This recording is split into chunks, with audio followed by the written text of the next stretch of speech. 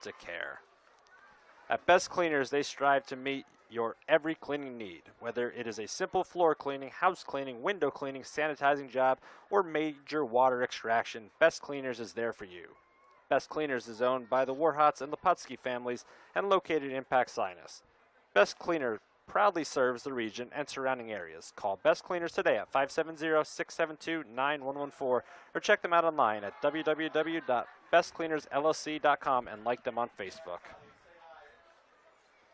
We're back here on the turf at Jim Roth Field inside of Tigers Stadium.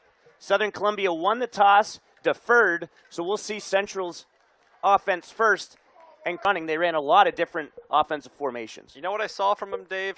It sort of looked like the wing T, but they had a tight end, and they were in the shotgun. So it was sort of a pistol with their two running backs facing the line of scrimmage with one split out. They ran a lot of misdirection plays and a lot of quick screen passes. Now they were fumbling a few snaps and a few handoffs. It's going to be interesting to see early if they can not create a big turnover and get the momentum rolling. Deep will be Aiden Huntington for the Blue Jays. Might remember the name. His brother was on Southern's 2019 state championship team for the Tigers. And Aiden Huntington is also a state qualifier in the hurdles with the Blue Jays. So Shadle kicks it off. It's a short kick. It's going to be taken by Gombert near the 25. He gets out across the 35, tackles, and the Blue Jays get excellent starting field position at the 41-yard line. Yeah, it was a great hard run by Gombert there. The guy was 56 yards on the season, averaging over 5 yards a carry. Broke a few tackles. We'll see if they gave him the ball early. If you're just joining us, Dominic Fedorov broke Cal Holliday's Tiger career record for tackles. He's approaching 500. It'd be tough to get to that mark today, but the way he's been tackling, who knows? Day's going to hand the ball off, and not much doing there as Reagan gets stopped after a gain of just 2. And yeah, Dave, that you just said, Reagan went in motion. They handed it off the right side in the shotgun, ran into a wall up there in Jaden Carter, and he was able to bring him down for a 2-yard gain. Score update already. Shamokin area has defeated, That's a quick one, Dave. Has scored. So the Indians lead Central Mountain 7-0. It might have been on the opening kickoff. He's going to hand the ball off. Same play, just about the same result here as Reagan picks up a yard. It'll bring up a 3rd and 7. And you just said it, play, and again, they ran right at Barnes and Carter, those D tackles, and again, they stand firm. 3rd down here for Central. Maybe they're going to run one of these passes. Was the 2 D tackles that stopped it. Gallagher ended up making the tackle in the end. So we'll see maybe Parker Day's first pass of the night. He's back to pass. He looks, he throws, and it's dropped. Good pass there, but Dylan Schultz, the tight end who was split out wide, couldn't corral it. Out to start for the Blue Jays. Schultz with a nice 10-yard slant right there. Hit him right in the stomach. Drops the ball, and it looks like Schultz will be the one punting too. Something you don't see every day, Dave, is a quarterback wearing number 21, and that's Parker Day for Central. Yeah, Parker Day coming into the season expecting to go with a different quarterback and nearly blocked by Ethan Mikowski, but it's going to be returned by Grady Garcia at the 16, and he's going to be stopped there by Huntington. So good change of field position for the Blue Jays. The Tigers will start inside their own 20. For the punt almost getting blocked by Mikowski. Great punt by Schultz, getting the Tigers inside their own 20 here. Great tackle by Huntington down the field, able to trip up Garcia by the shoelaces as soon as he caught the ball.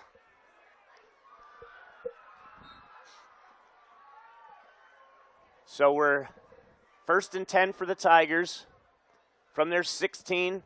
10:35 to go in the opening quarter. A handoff to Gallagher. He's going to get to the left side, gets out across the 20, gets tackled by Huntington at about the 22-yard line. So give Gallagher 6 on the play, bringing up a 2nd and 4. And that's the one thing I want to see the Tigers do here.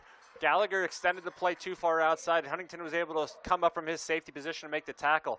Gallagher cuts that up a little bit earlier, can get a couple more yards than the 5. Now 5 yards per play is pretty good. That up, he's closer down to the first down. It's one thing Tigers coaching staff has been stressing all week has been the execution up front blocking, but that also goes with the backs finding their holes. Handoff goes to Joey Williams. He gets out near the first down marker. We'll see where they spotted. He needed to get to the 26. It appears he has, so it'll be a first down for the Tigers. Give Williams 4 on that score or on that carry. He was the lone Tiger last week to score as he ran up the gut for more than 70 yards for a touchdown at the Silver Bowl. First and 10 Tigers from their 26. Play action. Hockenbrock's back to pass. He looks, he fires, incomplete. That was intended for Wenzenovich, but it was Parker Day, the quarterback for Central, that was on the coverage. He missed Wenzenovich on an out pattern there. The one thing I saw is Jake Malakowski lined up for tight end number 8 for the Tigers there. Did a little out underneath. Didn't get the target there, but that's a player who's going to line up at tight end and at wide receiver. So it'll be interesting to see if Hockenbrock goes after him a few times when they're throwing. Jace Malakowski has 2 touchdowns already this season. What do we have? Pre-snap penalty. It's going to be a false start against the Tigers. So one thing the Tigers coaching staff wanted to cut down on was the penalties. Not going to be too happy with that one. That looked like one of those false start on everybody except the center there, as I don't think the center snapped the ball. Snap moves the ball back to the 21-yard line. As Malakowski will line up to the wide side of the field. Wenzenovich the near side. One receiver to each side. Back to pass is Hockenbrock. He looks, he fires. Incomplete. Looks like Day might have got there a little early. He hit Malakowski, and the sideline official threw the flag almost immediately. So I would expect this to be a pass interference penalty. Pretty good throw there by Hockenbrock. Malakowski running like a 5-yard slant. Would have hit him straight in the chest, but Day knocked Malakowski off his route, resulting in the pass interference here on Central. So that'll be a 15-yard penalty against the Blue Jays. It'll give the Tigers a free first down. Dave, I think they got to look at that more. Like I said just a little bit ago, he sets a mismatch out there, being 6'3", skinny, can catch the ball, just a great player. 7:28 to go in the first quarter. Montoursville 3, Mount Carmel area nothing. Montoursville's on both of these teams' schedules playing here tonight in the next 2 weeks. Hockenbrock back to pass, looks, fires. Incomplete. It's intercepted by Aiden Huntington. Went through the hands of Braden Andrews, and the Blue Jays will take over inside Tiger territory at the 41. Andrews ran a little out, hit him right in the chest. Ball popped up in the air. Good interception there by the Blue Jays as they take over with 9:46 here in the first quarter in Tiger territory. Ball at the 41-yard line. So Aiden Huntington, he actually scored the game's opening touchdown last year here at Tiger Stadium before the Tigers routed the Blue Jays, a game that Garrett Garcia had 267 yards rushing and Loudon Murphy added 158. It's going to be a handoff wide to Huntington. Huntington plows his way forward. He gets inside the 40 to about the, we'll call it the 37, so 4-yard gain there by Huntington. Good run there by Huntington. Coming off the right side, gets the handoff in front of Day. Pulling guard on the backside, able to create a hole for him to get the 4 yards. Huntington's first carry of the evening. There'll be a 2nd down and 6 for E.J. Smith's squad. Now they're in that odd formation here, and it appears the Blue Jays are going to take a timeout, and so will we. You're listening to the best of Coal Region and Central Susquehanna Valley football on the Black Diamond Sports Network and Bill 95.3. We'll be back in 1 minute. Make Kaiser Brothers in Danville your choice for all your Chrysler, Dodge, Jeep, and Ram needs. Former Ironman captain Dan Goldman heads up the sales department, and along with his team at Kaiser Brothers, CDJR wish all area teams the best this football season. Kaiser Brothers CDJR is located on Route 11 between Danville and Bloomsburg. If you want selection, great price and value, as well as great service after the sale, it's got to be Kaiser Brothers. So come visit Kaiser Brothers CDJR Danville on Route 11, just north of Danville, or visit them online at kaiserbrotherscdjrdanville.com or call them 570-275-3300. PBS Beverage Impact Scientists owner Steve Tahansky are proud supporters of Southern Columbia area football. His great prices make an easy decision to stop in and pick out from a great variety of your favorite selection. With an easy to get to location on Route 61 between Elysburg and Shamokin, there isn't any other choice but PBS. Check out their Facebook page for details and hours of operation throughout this week. Call store at 570-648-8080. For any additional details, Steve Tahansky, alum and supporter of the Tigers football. If you are not already a customer, become one. We're back here, and it's going to be a wide handoff to Chapelski, and Chase Williams meets him in the backfield for a loss on the play. It's going to be a loss of 5, bringing up a 3rd and 11. Chase Williams, 2 sacks already on the season. He's making an impact here early on with that play. 3rd and 11, Day back to pass. Got time to throw. He looks, he fires. It's incomplete. There is a flag on the play. That was thrown from deep. I'd assume it's got to be a pass interference.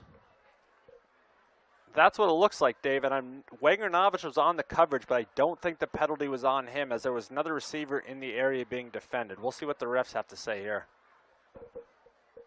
Shamokin area out in front against Central Mountain, 14-0 now. So a 15-yard penalty against the Tigers. That'll be Central's first down of the game.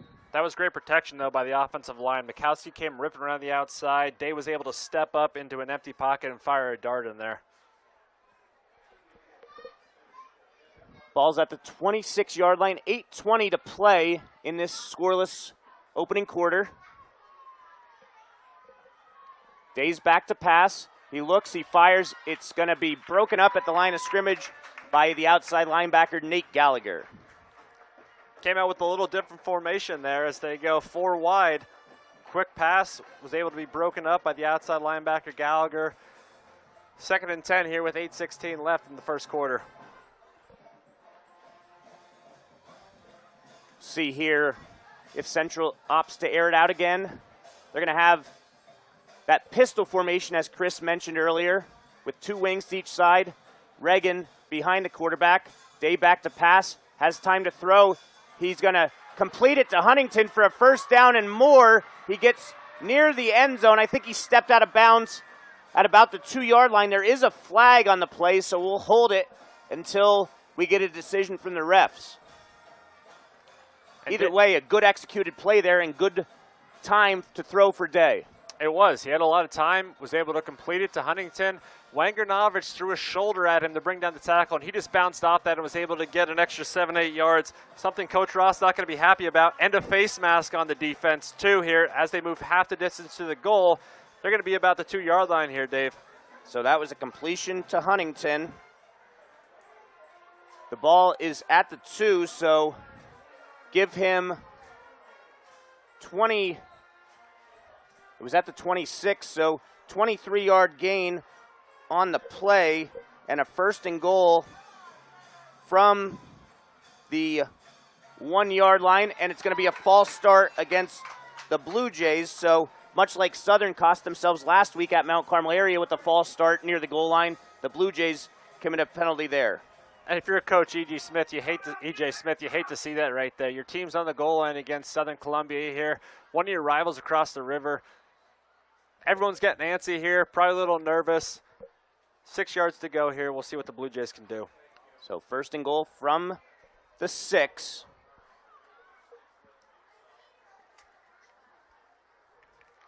As Huntington is the man in motion.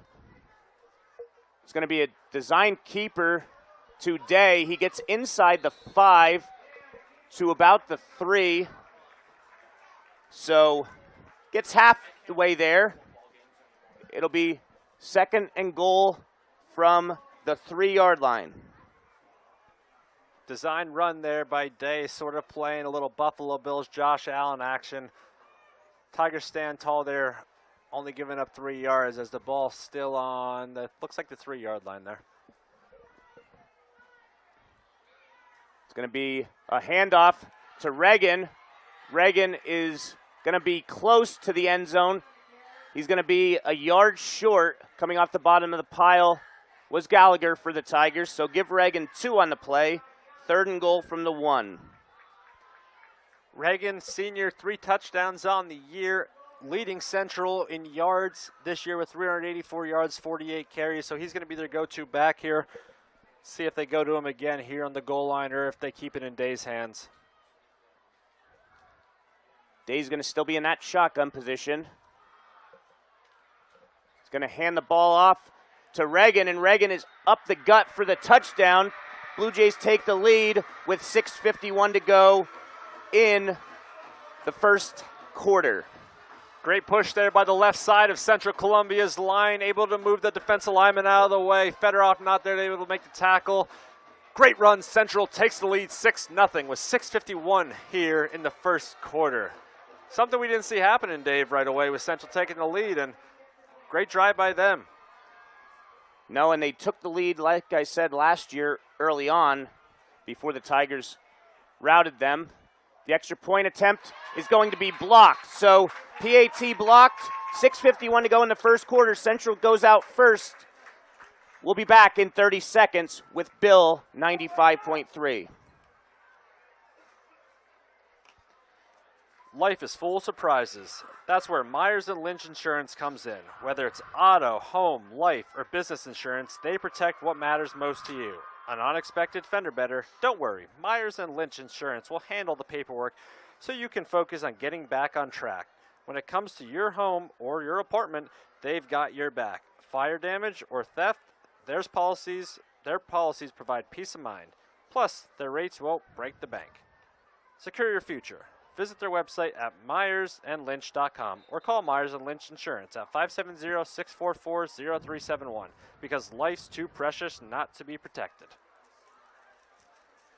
So we're back here after that interception, short field position, and the Blue Jays capitalized, Chris. Nice drive there. They did a little bit through the air and finished it off on the ground.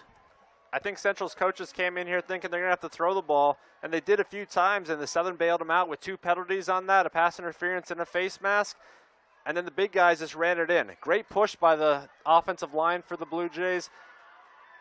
Looks like we might have a closer matchup than we believe, Dave, but we'll see if the Tigers can rectify their mistake on the Braden Andrews drop in that first drive and do something here on their second possession. Cordell Hegenstaller, one of the biggest kickers probably in the state, 6 foot 250, ready to kick it off. It's going to be a short kick taken at the 25 by Hopper. Hopper's out across the 50, and he gets to Blue Jay territory at the 45-yard line. So a nice return there by Caden Hopper gives the Tigers good starting field position here as they trail 6-0. Sometimes when it's a short kick like that, Dave, your blockers are able to get up there early. The defenders aren't able to see where Hopper was there. He was able to sneak up there, get past that first line, and get past the 50-yard line as the Tigers take over here, 1st and 10. Ball at the Blue Jays, 46-yard line. It's going to be a handoff to Garcia this time. He's going to try and get the edge, and he's going to be stopped by Huntington after a gain of a yard. There is a flag on the play. That came in late as Central did not get their kicking tee off the field. Looks like maybe a delay of game because of that tee. We'll see here. It is a penalty against the Blue Jays. Unsportsmanlike conduct. I don't know if it was because of that tee, Chris, or if there was something done after the play, but it's going to go 15 yards. Tigers will now have it all the way at the central 30. Number 87, Dylan Schultz and Jace Malakowski got into it a little bit. They fell pretty hard a little bit away from the play, so I'm not sure if Schultz reallocated or did anything after that. 1st and 10 from the 30. 6:33 to go in this first quarter. Hockenbrock changing it up at the line of scrimmage.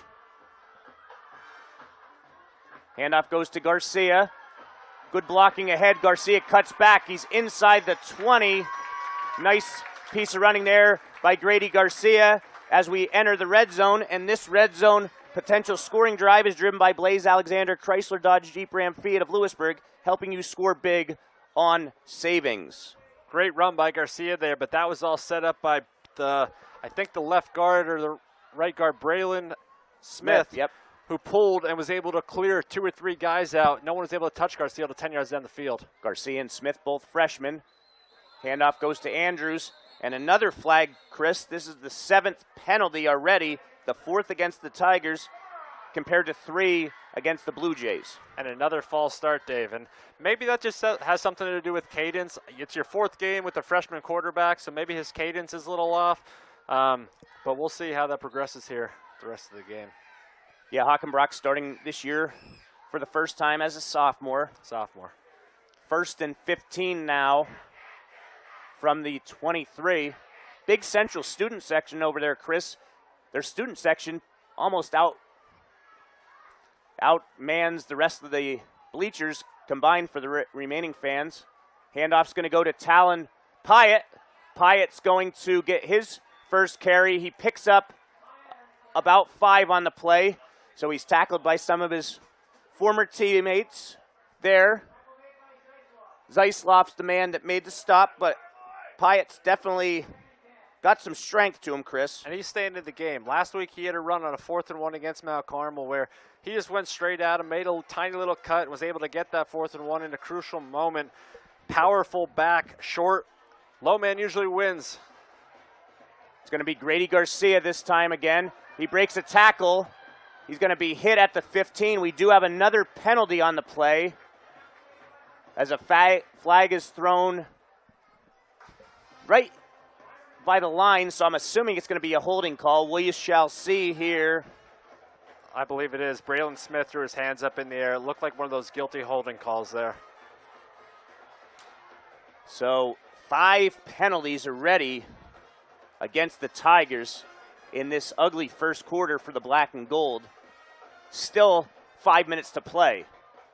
A lot of big holes are being created by that offensive line, and I think the holding came a little bit later. Garcia did have room, but Central second layer is doing a great job of collapsing once the Tigers running backs break through and making tackles, and that's what happened there. But because of the penalty, they bump back to 2nd and 20 here. 2nd and 20 from the 28. They have to get to the 8 for a 1st and goal. Handoff goes to Pyatt up the gut.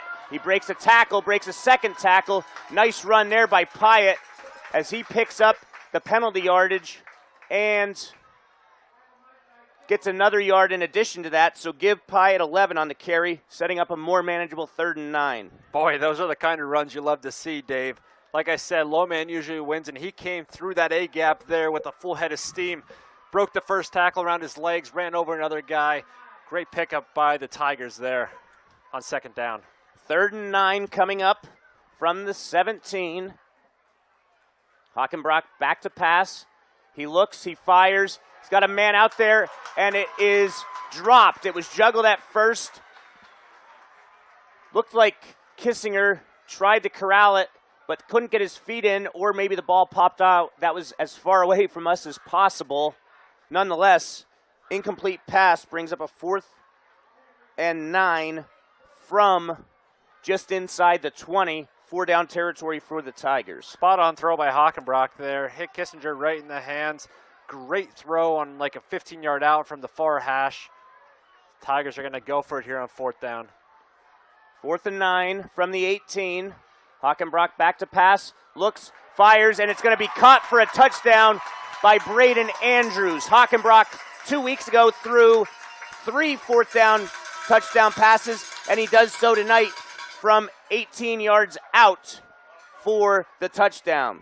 Braden Andrews broke out from that wing tee spot and went straight down the field. Nobody followed him, was able to be wide open, and Hockenbrock just threw it up in the air. Andrews caught that one, redeemed his drop earlier. Tigers tied it up 6-6 with 3:48 left in the first quarter as Shadle's on to kick the extra point. Good snap, good hold. Kick is up, and the kick is good. 3:48 to go. Tigers in front, 7-6. You're listening to the best of Coal Region and Central Susquehanna Valley football on the Black Diamond Sports Network and Bill 95.3. We'll be back in 30 seconds. Little Village Primitives, Route 54, Elysburg, is ready for fall, proudly offering American and handmade goods. The shop is full of pumpkins, bittersweet, and the scents of cinnamon and spice. Open Thursday and Friday, 10 to 5, and Saturday, 10 to 4. Or shop online at lvprims.com. 24/7, Little Village Primitives, Route 54, Elysburg. So the first completion of the night for Hockenbrock ends up being a touchdown, an 18-yarder to Braden Andrews out of the backfield. Shadle converted the extra point. Tigers leading 7-6 as Shadle kicks it deep. Huntington's going to get it at about the 12-yard line. He comes up across the 20, gets out across the 30. He's hit hard there, but pretty good field position again for the Blue Jays as they will start at their own 33. The coaching staff for the Blue Jays, like I said, has to be pretty happy. And listen, you could script a drive or two here, and I'm sure they did that against Southern. Let's see if we get into the flow of the game. Central down 1 here. Let's see if they can keep up the consistent offensive running and throwing here. So they're going to have that same formation, except this time the one back on the near side goes out wide. So 2 receivers to the left. It's going to be a handoff to Reagan, and Reagan is going to be stopped after a short gain on the play. Going to give him 2 on the play, bringing up a 2nd and 8. And Reagan's the one who's behind the quarterback here in the pistol. And like I said, they're doing a lot of motion, a lot of misdirection, but so far 5 times today, Reagan's got the ball in a handoff straight up the middle. So pretty much they're going to try and feature that and just try and confuse the Tigers with all that misdirection. 2nd and 8, ball spotted right at the 35. Same pistol formation. 1 receiver to the near side. Huntington goes in motion. Day's back to pass. It's going to be a screen pass, read perfectly, and it's a fumble on the play. It is recovered by the Blue Jays. Brady Arnold was there to stop Reagan after a gain of 1 on the play, but it's going to be a fumble recovered by the Blue Jays. Great delayed screen right there. They went after the DN for Southern, Chase Williams. He blitzed after the quarterback. As soon as he passed Reagan there, Day dropped it off to him. He was able to catch it. As soon as he spun, ball fell out. Good recovery there by an offensive lineman. 3rd and 11 upcoming. Day back to pass. Day's got time. He looks to his outside. It's going to be broken up. Nice play there by Brecken Reamer as it's going to bring up a punting situation for the Blue Jays. Day again, for not being a natural quarterback, he was able to step up in the pocket there, keep his eyes downfield, and look for an open man.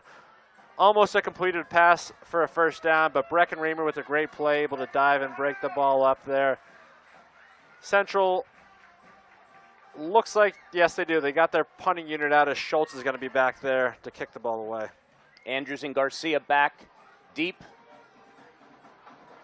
Schultz gets the punt off. Nice punt here. It's going to be brought in by Andrews from his 24, and it's number 24 out across the 30. Going to be stopped at the 40. So the Tigers defense forces the 3 and out. They lead 7-6 with 1:52 to play in this first quarter. Good answer there, Chris, by Tiger defense that gave up a touchdown on the previous drive.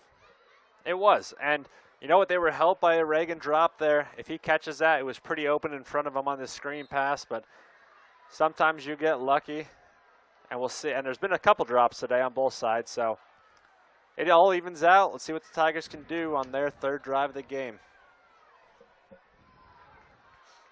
It's going to be a handoff to Andrews. Andrews breaks a tackle. He gets out near midfield. Going to pick up the first down right at midfield to move the sticks.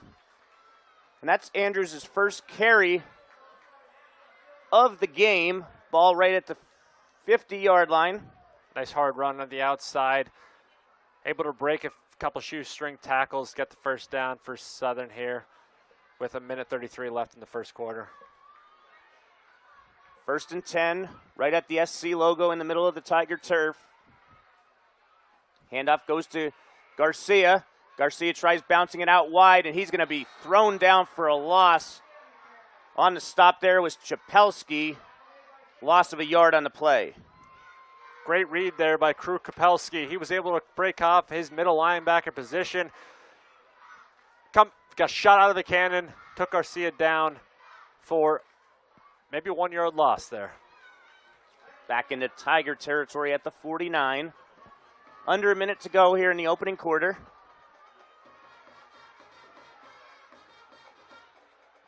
Hockenbrock back to pass. Looks, fires. It's going to be complete to Kissinger. He's going to get inside the 40 to the 39, so a 12-yard completion moves the sticks for the Tigers. Great route by Kissinger there. Was able to run into the defender, break contact. As soon as he made that break, Hockenbrock hit him straight in the numbers. Great throw, great catch, great first down. Tigers on the move. 2 of 5 passing so far is Hockenbrock. Hockenbrock back to pass. He looks, he fires. It's going to be caught by Jace Malakowski, and he doesn't step out of bounds. He takes it in for the touchdown, 39-yard strike from the sophomore Hockenbrock to the sophomore Malakowski. Chris, you mentioned how lethal he is moving out from tight end. And they threw him wide against, I think, a 5'9" quarterback. Hockenbrock took a 2-step drop and just threw it up in the air. A perfectly thrown ball. Malakowski caught it at its high point. Wasn't able to be pushed out of bounds and just continued on his way to the end zone for the Tiger touchdown. Leading with 18 seconds left here in the first quarter. Shadle's back on to kick the extra point. We'll see if the Tigers can take the 8-point lead. Higher snap. Kissinger does a good job of getting the ball down, and the extra point is good. 18 seconds left. Tigers 14, Blue Jays 6. We'll be back in 30 seconds with Bill 95.3. Bloom Heating LLC, located at 854 Center Street, Cole Township, is your #1 source for heating, oil delivery, off-road diesel fuel, boilers, warm air, and ductless AC. Bloom Heating LLC is family-owned and operated and has been providing quality service since 1995. Owner Brett Bloom and his staff will meet all your heating and cooling needs. They even offer 24-hour emergency service. Call them at 570-644-3780. Bloom Heating LLC on Center Street in Tharptown. We're back here as Shadle's ready to kick it off for the third time tonight. It's going to go back to Reagan at his 15. I'm sorry, it's Huntington. Huntington trying to move around, and he's going to be stood up by a host of Tigers at the 26-yard line with 10 seconds to go here in the first quarter. You got to be happy if you're Coach Roth there, as about 8 or 9 Tigers ended up being in on that tackle there. They all got up excited. See if that momentum carries out to the defense here as the Blue Jays take over with 10 seconds left in this first quarter on their own 26-yard line. It's one thing Southern hasn't on the field shown as much excitement this year. You need that to get that momentum and continue to build it when you have it. Day's going to hand the ball off to Reagan. Reagan's going to get out across the 30 to about the 31-yard line. And that's going to do it for the first quarter. After one quarter of play, Southern Columbia 14, Central Columbia 6. We'll be back on the Black Diamond Sports Network and Bill 95.3 in 1 minute. In the market for a new dentist? Look no further than Hirsch Family Dentistry in Mount Carmel. Doctors Allison and David and their professional staff provide comprehensive dental care for patients of all ages. Your dental health and hygiene are very important, and regular dental checkups will keep your smile bright. Most insurance plans are accepted. Hirsch Family Dentistry, 138 South Market Street, Mount Carmel. Give them a call at 570-339-3423 or check them out on Facebook. Hirsch Family Dentistry in Mount Carmel. For the best available coverage at the best price, contact Rental Road Armel Allstate Insurance Agency, 921 Westminster Drive, Williamsport. Your local Allstate insurance agent offering financial services and insurance for auto, home, life, and more. Save cash and be better protected. For a personalized insurance review, call Rental Road Armel Allstate Insurance Agency at 570-326-6645. Visit them online at rroadarmel@allstate.com. Rental Road Armel Allstate Insurance Agency. You're in good hands with Allstate. So we're back here to start the second quarter. After Central took a 6-0 lead, the Tigers scored on back-to-back possessions via the air to take a 14-6 lead. Day's gonna hand the ball off. It's a misdirection this time, and it works in the favor of the Blue Jays, and we have another penalty after the play. 2 flags thrown as Chapelski picks up 8 yards, but we'll see what the flag is.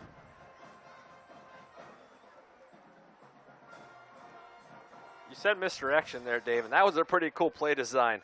Both the wings came towards the quarterback with Reagan behind him being an option. Not sure who they handed it off to. I think you saw that. Chapelski, yep. Chapelski. They were able to give him it off the right side. And it's a personal foul against the Blue Jays. That's their 4th penalty, Chris, and 3 of them have been personal fouls. Yeah, and it looked like it was a little bit after the play. One of the Tigers players might have got thrown back. He got up a little excited but walked off, kept his head. Central, if they're going to want to stay in this game, needs to keep their head in it. Now it will be a first down because it was after the play, but it moves back inside the 20 to the 24. Score update, Hollidaysburg leads Mifflinburg 7-6 after the first quarter. Danville leading 14-0, and Shamokin area already up 35-0 on Central Mountain. Days back to pass, looks, fires, incomplete, intended for Chapelski. He had a lot of room as Gallagher went deep. He cut it off after about 15 yards, but it ends up being an incomplete pass. What that was drawn up there was pretty much a 16-yard back shoulder throw, sort of an Aaron Rodgers-esque throw there. Chapelski turned about 2 seconds after Day released the ball. Day just put it a little too far outside. Chapelski not able to get there. 2nd and 10, Blue Jays line up here on their 24-yard line. Motion again, flag again. It's going to be a false start on the Blue Jays. So, Chris, 10th penalty of this game, and we're only 26 seconds in the second quarter. Dave, both these schools are close to Bloomsburg. The Bloomsburg Fair started today. Maybe they got their minds on something else here. I don't know. That's a good point. The Bloomsburg Fair, over 100 years, starts today and ends next weekend. It's the state's largest fair, one of the biggest in the country. Beach Boys there tonight. I'm surprised the student section for Central's not all there. Yeah. 2nd and 15, trips to the near side. It's going to be Day keeping himself, and he's going to escape a potential sack. Gets out probably to the line of scrimmage, maybe a half a yard gain there. Yeah, they're going to give him a yard on the play, so it's going to bring up a 3rd and 14, as one would assume the Blue Jays are going to be passing here. Both the defensive tackles, Chris, for the Tigers, Barnes and Carter, come out on this play. Mikowski moves from DN to D tackle. Bremagen comes in at the other D tackle, and Pyatt will be the D end opposite of Chase Williams. I think this is the Andy Mills, hey, we know they're throwing, let's get after the quarterback here. And Central's going to take a timeout. So will we with 10:46 to go in the first half. Tigers leading 14-6. We'll be back with Bill 95 in 1 minute. Penn's Tavern, a historical waterfront restaurant located along the beautiful Susquehanna River on Route 147 just south of Sunbury and Fisher's Ferry, promises a memorable dining experience. For reservations, phone 570-286-2007. Penn's Tavern, a historic waterfront restaurant, 113 River Road, Route 147, Fisher's Ferry, south of Sunbury. Studio 207, located at 707 North Liberty Street in Shamokin, celebrates 34 years in business. Christy, Danielle, Colette, Bethany, Carson, and Alicia are always happy to help clients with beautiful hair color, haircuts, and hairstyling needs for men, women, and children of all ages. Studio 207 also offers manicures, pedicures, nails, and eyelash extensions, and brow laminations. Open Tuesday through Saturday by appointment only. Call 570-644-1277. You can also find them on Facebook, so check them out. Studio 207 at 707 North Liberty Street, Shamokin. Back here, 3rd and 14. New quarterback in. It's going to be a handoff to Reagan as Worthington was the quarterback. Doesn't fool the Tigers as Reagan's going to lose a yard on the play, so it'll be a 4th down punting situation as Schultz is going to be inside his 10 near the 5 to receive this snap. Tiger punt returners around midfield, so it should be excellent field position for the Tigers here. If that was Worthington at quarterback, he has no rushes or passes all year, so I'm not sure what Central was doing there. It's going to be returned at the 39 by Andrews. He gets out across midfield. He's at the 40, cuts back to the 30. Inside the 30, he gets all the way to the 26-yard line. Great field position here coming up for the Tigers. And Schultz has had a lot of good punts today. A lot of hang time on the first two. That one is sort of a line drive, and Andrews was able to grab it very quickly and get to his spot on the field before Central was able to get over to him. Great return here for the Tigers as they take over on Central's 20. Where are we spotting the ball? Well, it here, was at Dave? the 26, 34. but now there's more flags on the play. Bringing it back to what appears to be a hold. Early in the return, looks I'll say. like. Complete opposite side of the field, too, so I'm not sure who was holding for the Tigers. As you mentioned, Andrews, it was a low liner, so he got a full head of steam. Where the flag was thrown, absolutely no reason, if it is a hold, absolutely no reason. It had no bearing on the play. And it's a personal foul against the Tigers, so a 15-yard penalty, Chris. This is a huge penalty as it's going to be a change of about 40 yards of field position. And I'm not sure if the personal foul happened during the return, but the flag was thrown at the 49-yard line. So they're taking it back 15 yards off that spot, taking the Tigers back to about there. Are they going even further than that?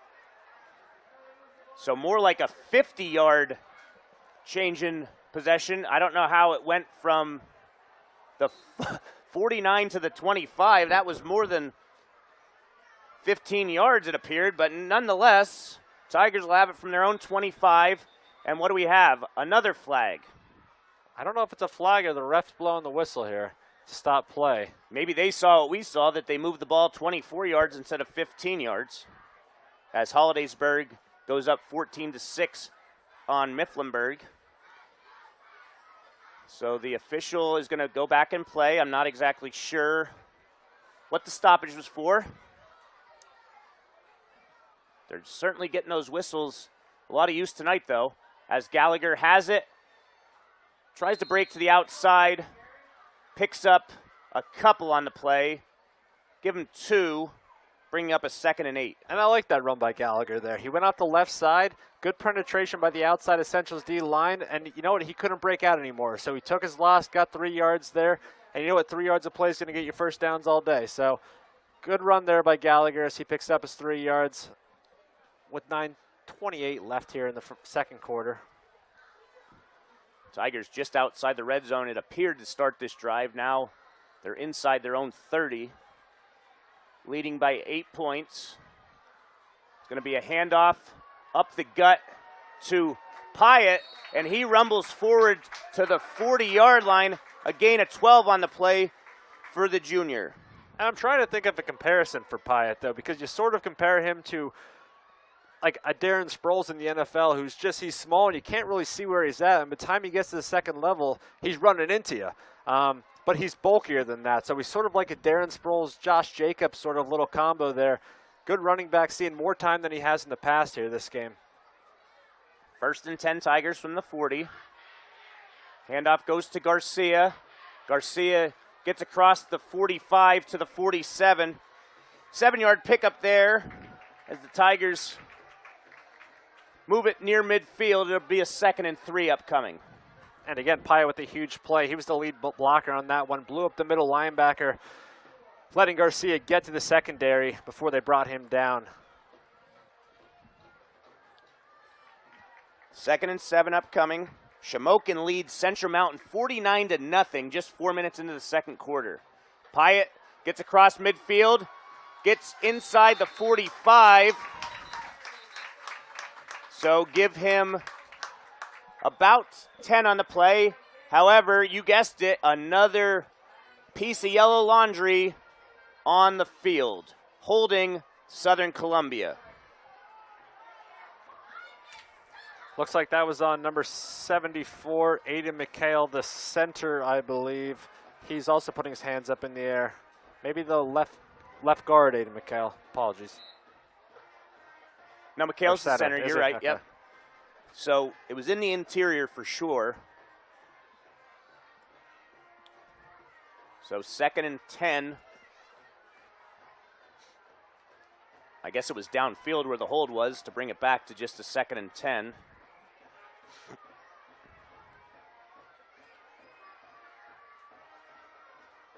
It's going to be a reverse from Garcia to Gallagher. Gallagher's trying to get the edge. He does. Gets out near midfield. He dropped the ball, I believe. I couldn't tell. It looked like the way they were reacting, he did drop the ball, but I don't see any celebrating there, so must have recovered it as he gets 9 on the play, bringing up a 3rd and 1. That play right there is something that you only see in a Southern Columbia wing T offense. Aiden Hockenbrock handed the ball off to Gallagher, and you know who Gallagher's lead blocker was? The quarterback, Aiden Hockenbrock. It's one dimension the Tigers have this year as they're quick to the line of scrimmage. 3rd and 1. Handoff goes to Pyatt, and Pyatt's going to be stopped. We'll see where the forward progress is, and we have another penalty marker. Wow, I don't remember ever seeing this many flags thrown. Southern is backing up, so it looks like it might be on them.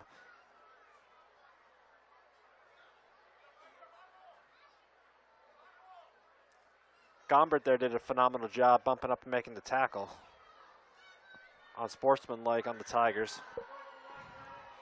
15-yard penalty, 8th penalty against the Tigers.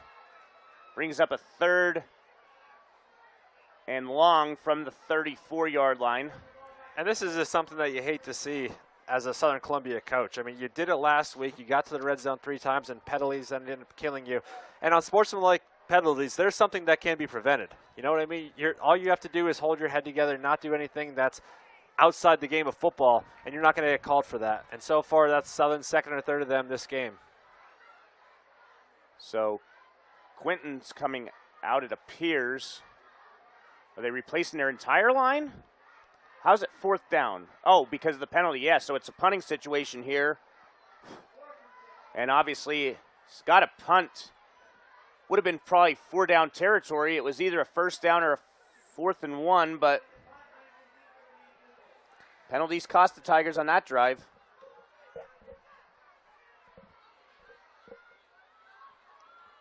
It's going to be Shadle punting for the first time. A low punt. It's going to bounce at the 40. And it's at the 33. The refs are not going to call anything. It looked like a dirty play there by Central, but they let it go. So, wasn't the best punt, but with the roll, Chris, good result. Yeah, and I'm not sure, I didn't see it, but Shadle was on the ground with 3 Central players surrounding him, probably about 5 seconds after the kick landed. So Southern fans wanted a flag thrown on that, maybe a roughing, but no laundry on the field after that one. Central's going to take over here on their own 34-yard line with 6:27 here left in the first half at Jim Roth Field. Central looking to potentially tie this game up with a touchdown and a 2-point conversion. As Huntington goes in motion, it's going to be a false start against the Blue Jays. So 15 penalties, Chris. It's a good thing that this is a turf field, or else those refs might have to throw those flags in the laundry at halftime. That was another one of my favorites, and about in the exact same spot. False start on everybody but the center. Didn't snap the ball. So Southern's throwing some yellow, looks like T-shirts out. With all the flags being thrown, I thought they were throwing some flags. They might as well celebrate. It's the cloth of the hour here. Handoff goes to Reagan. He's going to be brought down by Chase Williams for a loss on the play. Loss of 2 as the sophomore Williams came from the opposite defensive end spot to make the stop. Loss of 2. Great play by Williams there. Was able to shed his block, like you said, on the backside. Float on the line of scrimmage and make the tackle with a 2-yard loss there. 5:55 and counting left in the first half. Tigers 14, Blue Jays 6. 2 receivers near side. It's going to be trips as Huntington goes in motion. Day back to pass. He looks, he fires. It's incomplete. Huntington was running a wheel route there, but it was well out of his reach. 3rd and long coming up. Yeah, and that might just be an experience there. Maybe later in the year that's hit, but they didn't have anybody around him and didn't wait until Huntington was able to break out of the wheel and just overthrew him by 5-10 yards there. Like I said, maybe later on in the year they get that timing down, but Day, only starting his 3rd game this year, wasn't able to complete the pass. Huntington will come into his senior track season in the spring as the favorite in both the 110 and 300 hurdles. Teammate Cole Bradley was the runner-up last year at the state. It's going to be a pass behind the line of scrimmage, and Chase Williams is there again to make the stop. Behind the line of scrimmage pass goes to Chapelski, and he's going to lose 3 more. So it'll go down as a run because it was a pass behind the line of scrimmage, and it'll be a 3 and out for the Blue Jays. And Dave, that's a formation right there that you might be able to bring out later in the game as Central, because that was a pass behind the line of scrimmage, and it looked like that was on purpose. So they might throw out of that later with Shapelski. So nearly blocked by Williams as Garcia has it from his 44. 4 flags coming in, inside the 40, inside the 30, to the 24, but we have all kinds of flags here on the play. Could be maybe 2 penalties. And Southern fans don't like it, but I watched it clear as day. Breckenreamer, just a block in the back so far away from the play, it's not even funny. And I think they got Jude Bremagen on another call here, so I think they're both against the Tigers on both plays that shouldn't have happened, not even close to the play. I believe 2 seniors, maybe 2 captains there for Southern that probably need to hold their heads together and set a better example here for the Tigers. So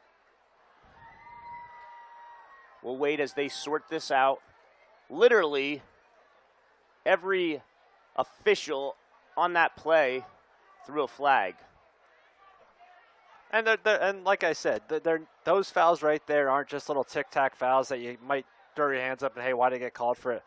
You watch the film tomorrow when they come in, the Tigers, I mean, they're clear as day, and Coach Roth is not going to be happy about them. You can tell I just looked down at him, and he is not pleased. So they're going to decline that first one. It's going to be a block in the back. So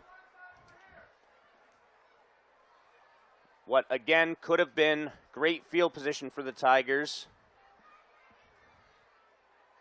going to not work in their favor.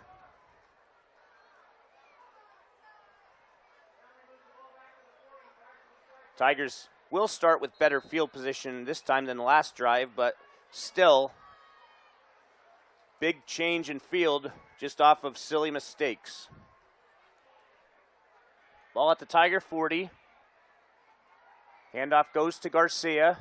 Garcia is going to get 4 on the play, bringing up a 2nd and 6. And Dave, I'm looking at a shirt right now, the fan in front of me, that says a quote from late coach Don Traw that says, "It's expected." And you know what? As a Southern Columbia football player, it is expected that you need to go far in the regular season. But you know what? As a player out there right now, you can't expect anything. And you got to put your head down and start grinding and moving the ball and being disciplined.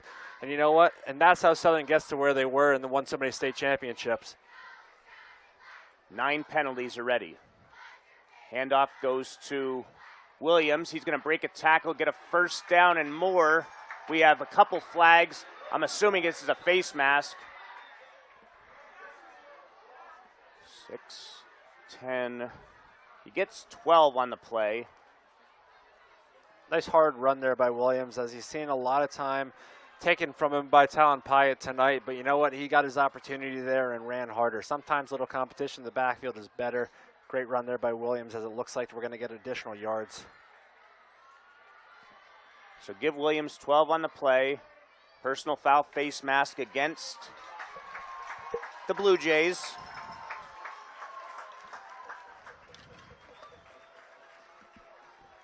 That'll take the ball to the 27-yard line. Plenty of time for the Tigers, leading 14-6. Over 4 minutes to go. And we have another flag, or another stoppage.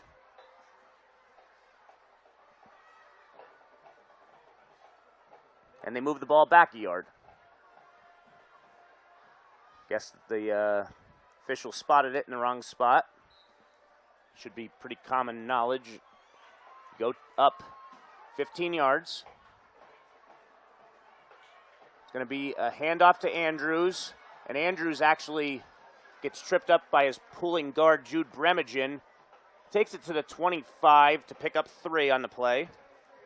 Bremagen able to pancake block the cornerback on that play, but as he did, he fell himself, and Andrews tripped over Bremagen's feet there for only a 3-yard pickup, like Dave said. Could have went for a little bit more, but losing your feet there, they'll take it. 2nd and 7 with 3:35 here left in the first half. Ball's at the 25. It's going to be a reverse from Andrews to Garcia. Garcia is going to try and get the edge. He does. Gets inside the 20. It's going to be about a yard short. However, this brings up a red zone potential scoring drive driven by Blaze Alexander, Chrysler Dodge Jeep Ram Fiat of Lewisburg, helping you score big on savings. A 5'8", 140 Grady Garcia just ran straight at a 6'3", 210 Christian Noack and was able to juke him out at the line of scrimmage there to pick that up. 3rd and 1 from the 19. Handoff to Williams. He gets the first down. He's inside the 15. He's inside the 10. Gets near the 5-yard line. He's going to be stopped at the 6. So a good burst of speed there as Williams picks up 13 more. It's a great run there by the fullback, just keeping it going north and south. Once he gets hit by the safety there, the legs keep churning as he was able to pick up 1 or 2 additional yards there after the contact in the secondary. Lincoln Traw, Coach Roth's grandson, joining us up here in the booth. Kindergarten this year. 1st and goal from the 6. Guess what? I'm not even going to say it. What do you think happened? Another penalty, but this time it's going to be a neutral zone infraction against the Blue Jays, so it'll be half the distance, taking it from the 6 to the 3.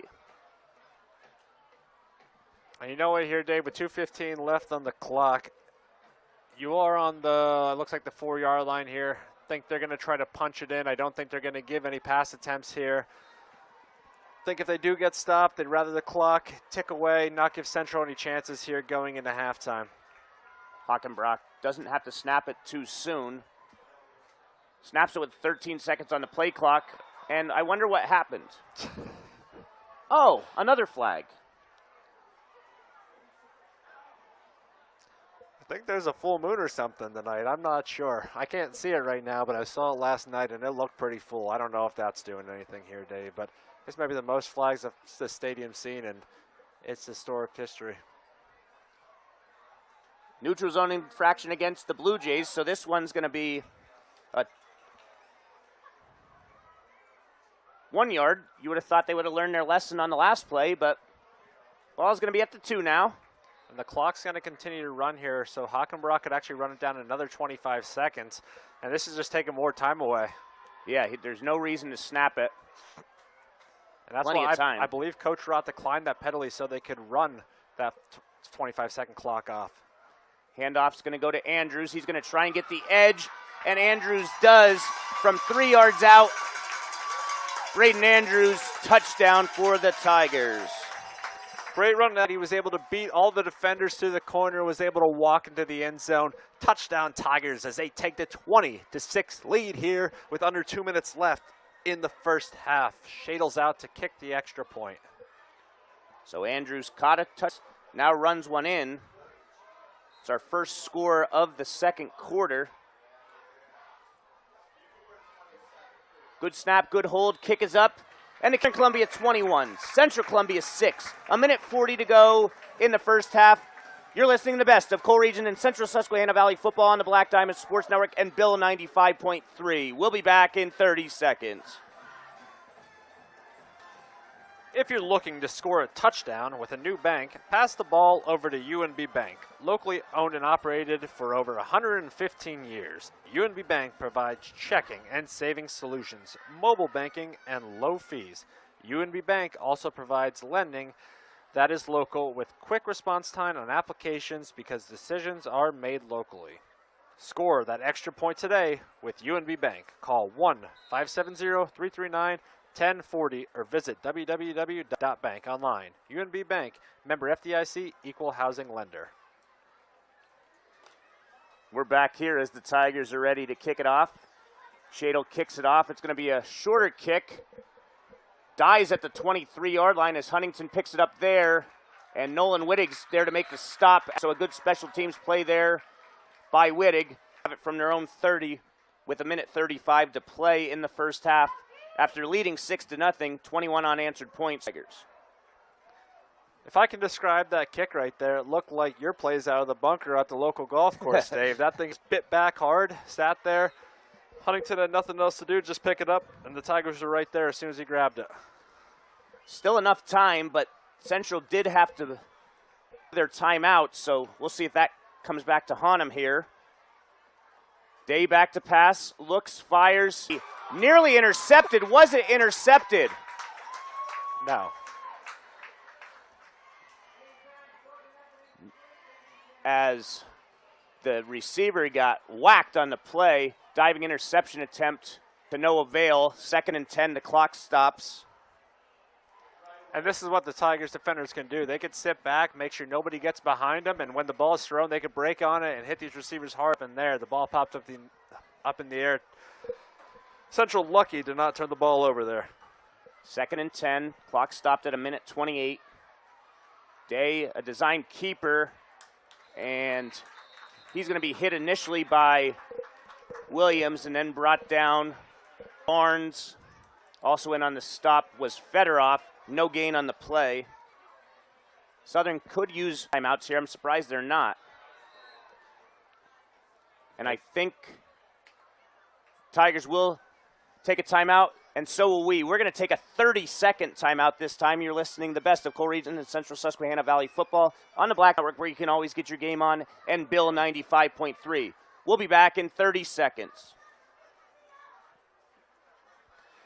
Let's get ready to rumble with the best sports coverage in the Valley. Pick up a copy of The Weekender for the most comprehensive high school football coverage. No one can beat the News Item Weekend Edition for local news or sports coverage. Pick up a copy at the newsstand, or better yet, subscribe and have it delivered right to your front door. Online e-editions are also available. Do not delay and subscribe. Visit www.newsitem.com for details. Your local hometown newspaper. So we're back here. Tigers burn their first timeout. 3rd and 10 coming up. See if Central tries to get the first down or if they just try and run something to force the Tigers to use a second timeout. Going to be 2 receivers to each side. Day's back to pass. He looks, he fires. It's going to be broken up. Nice play by Kissinger. And more importantly, he knocks it down so the clock stops. It's going to be a 3 and out with 1:03 to go here in the first half, and the Tigers get to preserve another timeout. And great play there by the Tigers secondary. Ball was thrown right to the sticks. Kissinger got there at exactly the time the ball got there to knock it away. Central's going to have to punt the ball away here with 2 dangerous returners, Andrews and Garcia back there. If Schultz gets a line drive here, the Tigers can get a good return. If their other players are disciplined and we don't get a second straight punt return flag. And there's got a flag as soon as I say that. Maybe 12 men on the field. So 12 guys on the field. Can't have more than 11 on the field in football. Just going to back them up 5 yards. Schultz's leg is good, so if he has some time back there, he actually might be able to put one back there and get some hang time. I think that's what you're looking here to do is keep the ball up there, give your gunners a chance to get down and make a tackle. Schultz gets off the punt, and it's going to be directionally punted out of bounds, not allowing a return. So good punt there, switching field position. The ball will be at the Tiger 34-yard line with 56 seconds to go. I'm expecting some passing here early and often by the Tigers, Chris. Yeah, and Malakowski's right out there, so we're going to see where they're going to line him up, whether it's going to be at the tight end spot or in a little bit of a slot or outside, and do a down-the-field throw like they did in the first quarter. With 56 seconds left, there's still plenty of time, and I believe the Tigers still have 2 timeouts in their pocket, so Coach Roth's got some options here with under a minute left in the half. And in high school football, for folks that don't know, on a first down, the clock stops until the chains are moved. And we have a timeout, Central Columbia. We'll take one as well. We'll be back in 1 minute with Bill 95.3. The Plumbing Outlet, your local kitchen, bathroom, plumbing, and heating specialist, is proud to sponsor area athletics. Keep the Plumbing Outlet in mind if you need a new coal, oil, or gas boiler.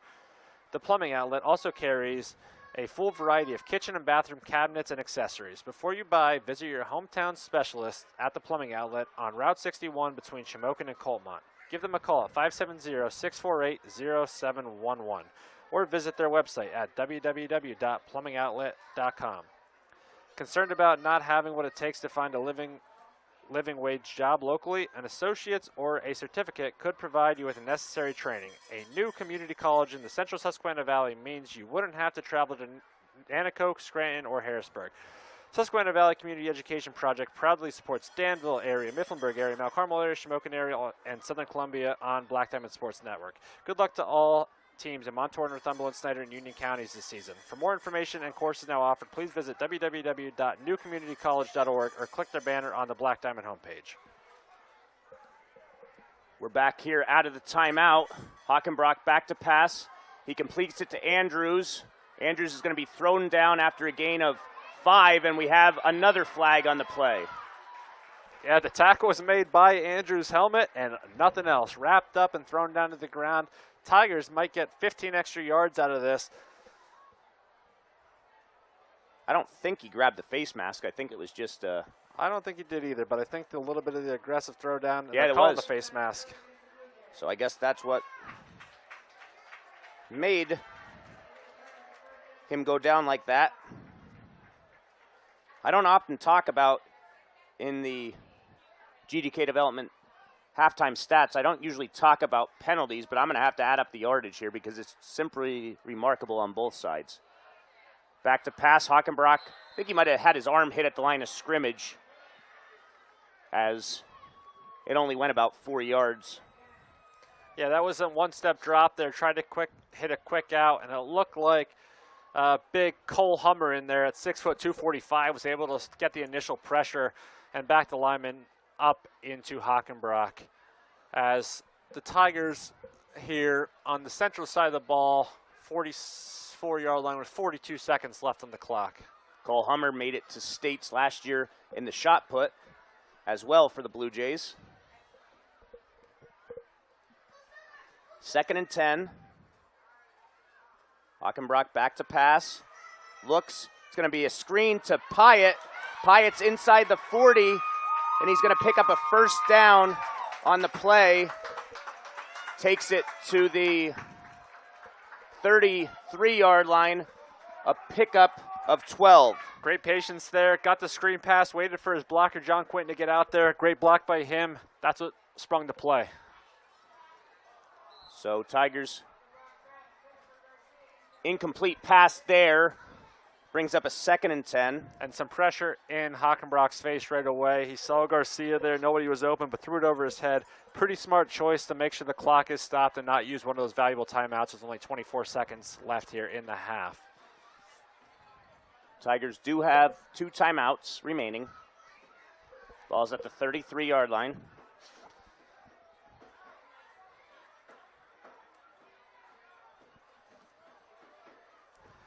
Malachowski is splitting out wide left, and they're playing a quarterback off him as he starts to come up now. Hockenbrock back to pass. He's going to keep it himself. Gets inside the 30 to about the 28. Tigers will probably take a timeout here.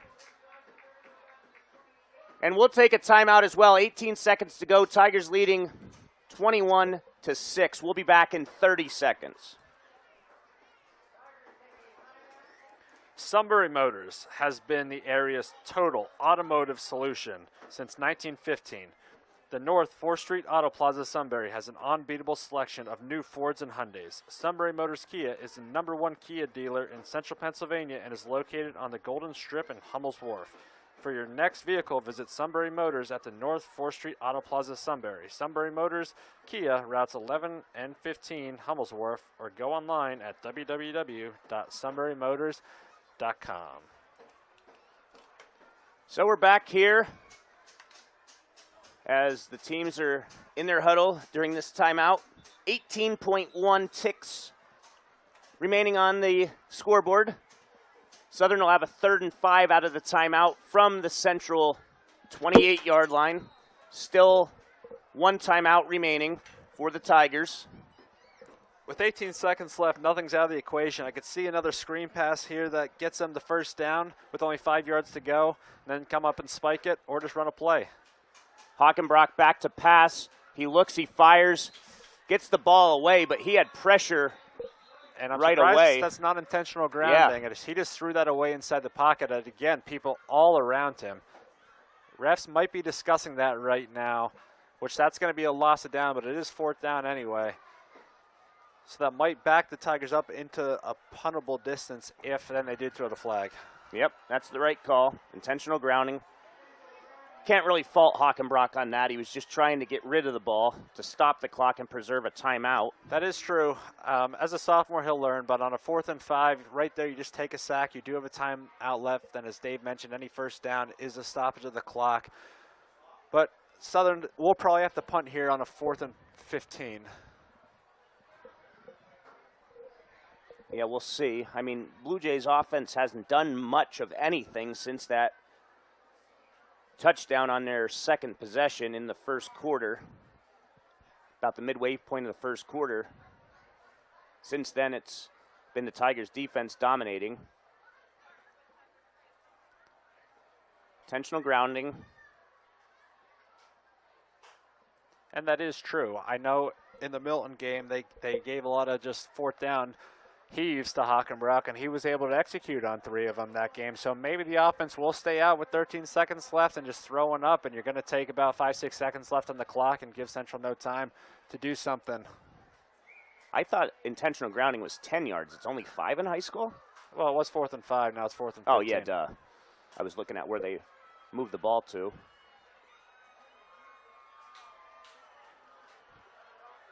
I don't know.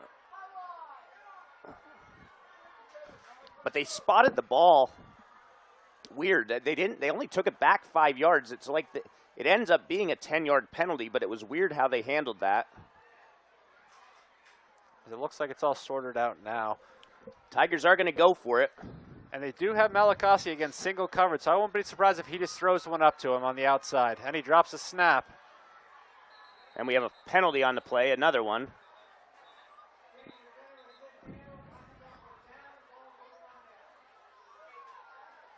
And now it's No, I don't think the ball was over on downs. I think it was just a pre-snap penalty. I think the PA announcer got that confused. I don't know. Maybe he was down. And they're waving the flag No off. flag. There. So Hockenbrock, no yards on the play. That was an odd sequence. And that's something to look to the second half to. Hockenbrock might be getting a little too nervous there because in that whole series, Central was able to get around him and create some pressure and get some hits on his arm and some legs. So that might have been him just getting a little antsy, trying to get back in his drop quick to be able to get the throw out there. Wasn't able to secure the snap. Central takes over. 10 seconds left. Day in shotgun, back to pass, looks, fires, and it's going to be almost intercepted by Caden Zachman. Ends up being an incomplete pass, so Central will have another shot at it with exactly 5 seconds remaining before intermission. I know you've seen miracles before, and I've seen a lot of crazy stuff happen, Dave, but I don't want to jinx anything with the announcer's jinx here, but with 5 seconds left, I could just see this halftime score being 21-6. Yeah, especially after almost throwing an interception there. I think at this point, you just run the clock out.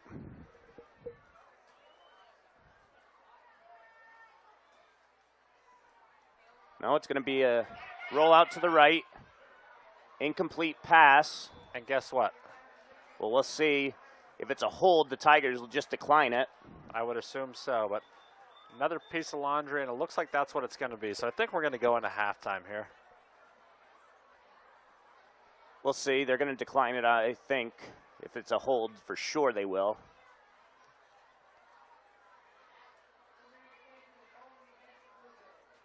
Yeah, the Tigers will decline it. So, that'll be the final play of the first half. At halftime, Southern Columbia leading Central Columbia by a score of 21-6. You're listening to the best of Core Region and Central Susquehanna Valley football on the Black Diamond Sports Network and Bill 95.3, where you can always get your game on. We'll be back in 2 minutes. Deb Rodarmel and Joe Springer at Rodarmel Springer LLC, located at 4A East Mill Street in Elysburg, have been providing tax and financial services to area clients for over 15 years. Rodarmel Springer Tax and Financial Services is happy to support the Southern Columbia Area District community and wish the best to all students in their athletic and academic careers. Hard work pays off. Pretty Petals and Gifts by Susan on Route 487 Paxinas offers a variety of handcrafted gifts and fresh floral arrangements. Their professional florist can help you find the perfect flowers for any individual or occasion and create custom bouquet to fit your unique needs. Beautiful floral arrangements are available for delivery. Visit the store or order by phone. The number to call, 570-509-2072. Pretty Petals and Gifts by Susan, located up in Bennex Crossroads Plaza, Paxinas. Where can you get good neighbor service and surprisingly great insurance rates? At State Farm, because State Farm agent Darla Fozzie is your one-stop shop in Cole Township for the service you deserve at the price you want. So stop looking around. State Farm agent Darla Fozzie is ready to help. Call 570-648-0809 for your surprisingly great rates today. Like a good neighbor, State Farm is there. Individual premiums will vary by customer. All applicants subject to State Farm's underwriting requirements. Shimox Furniture World is gearing up for football season with deals on the best seats to watch the big game. Come to the all-new location at 121 East 5th Street in Mount Carmel for 3 floors of beautiful furniture and pick out your game day recliner, starting at just $2.99. Shimox has been selling happiness since 1915 and is proud to support high school athletics and band programs. Shimox offers great savings in every department every day, and as always offers 12 months no interest financing, free delivery, setup, and removal of old items. Shimox Furniture, World 121 East 5th Street, Mount Carmel, and at shimox.com, selling happiness and celebrating over 100 years serving you.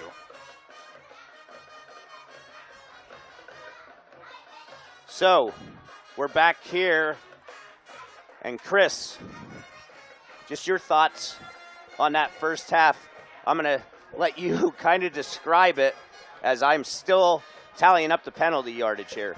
So what we saw is two teams that came out 1-3, 1-2-0, and you know what? That first half, they sort of looked like those sort of teams. Central came out strong on their first drive, was able to get down the field, or I guess it was their second drive, able to get down the field and punch one into the end zone.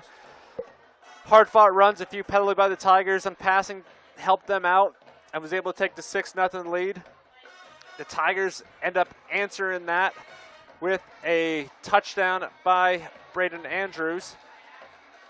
Then a few penalties later and a few yellow flags later and some other things on sportsmanlike conducts. The Tigers got the ball back and were able to hit Jace Malakowski on a streak down the far sideline here for another score. Something that I look for the Tigers to do as they continue through their season. And then the final touchdown came from Braden Andrews again on a run to the near side here to give the Tigers 21 points to 6. Central's bands on the field here. 21 penalties in the first half, Chris. And that also, you add in 3 or 4 that were declined. So we're going to bring you the halftime stats after this 30-second break on Bill 95.3. So we'll be back in 30 seconds to give you the halftime stats on Bill 95.3.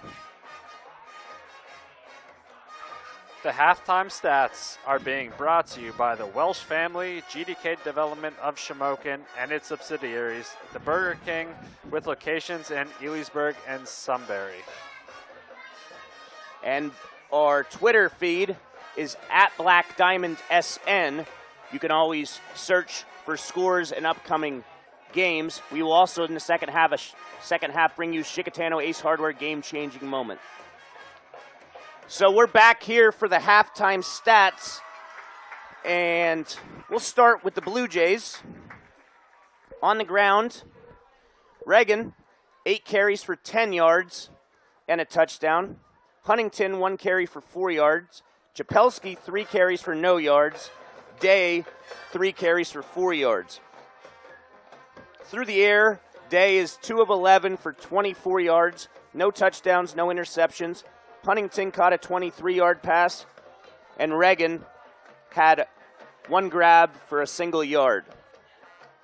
Blue Jays fumbled once, did not turn it over. Picked up just 3 first downs. They had 11 penalties for 99 yards to get to 6 points at the half. First Southern Columbia.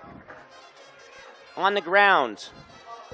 As weird as it sounds, 3 different Tigers are tied as the leading rusher with 29 yards apiece. Grady Garcia, 6 carries for 29 yards. Talon Pyatt, 4 carries for 29 yards. Joey Williams, 3 carries for 29 yards. Braden Andrews, 3 carries for 16 yards and a touchdown. Nate Gallagher, 3 carries for 17 yards. Aiden Hockenbrock, 2 carries for 5 yards. Through the air, Hockenbrock's 5 of 11 passing, 86 yards, 2 touchdowns, and an interception. Huntington had the interception for Central. For the receiving, Braden Andrews, 2 catches for 23 yards and a touchdown. Jace Malakowski, a 39-yard touchdown reception. Blaze Kissinger, a catch for 12 yards. And Talon Pyatt, 1 catch for 12 yards. Southern Columbia almost equaled Central in penalties. The Tigers had 10 penalties for 91 yards. So 21 penalties, Chris, for 190 yards combined in that first half. The Tigers also had 13 first downs.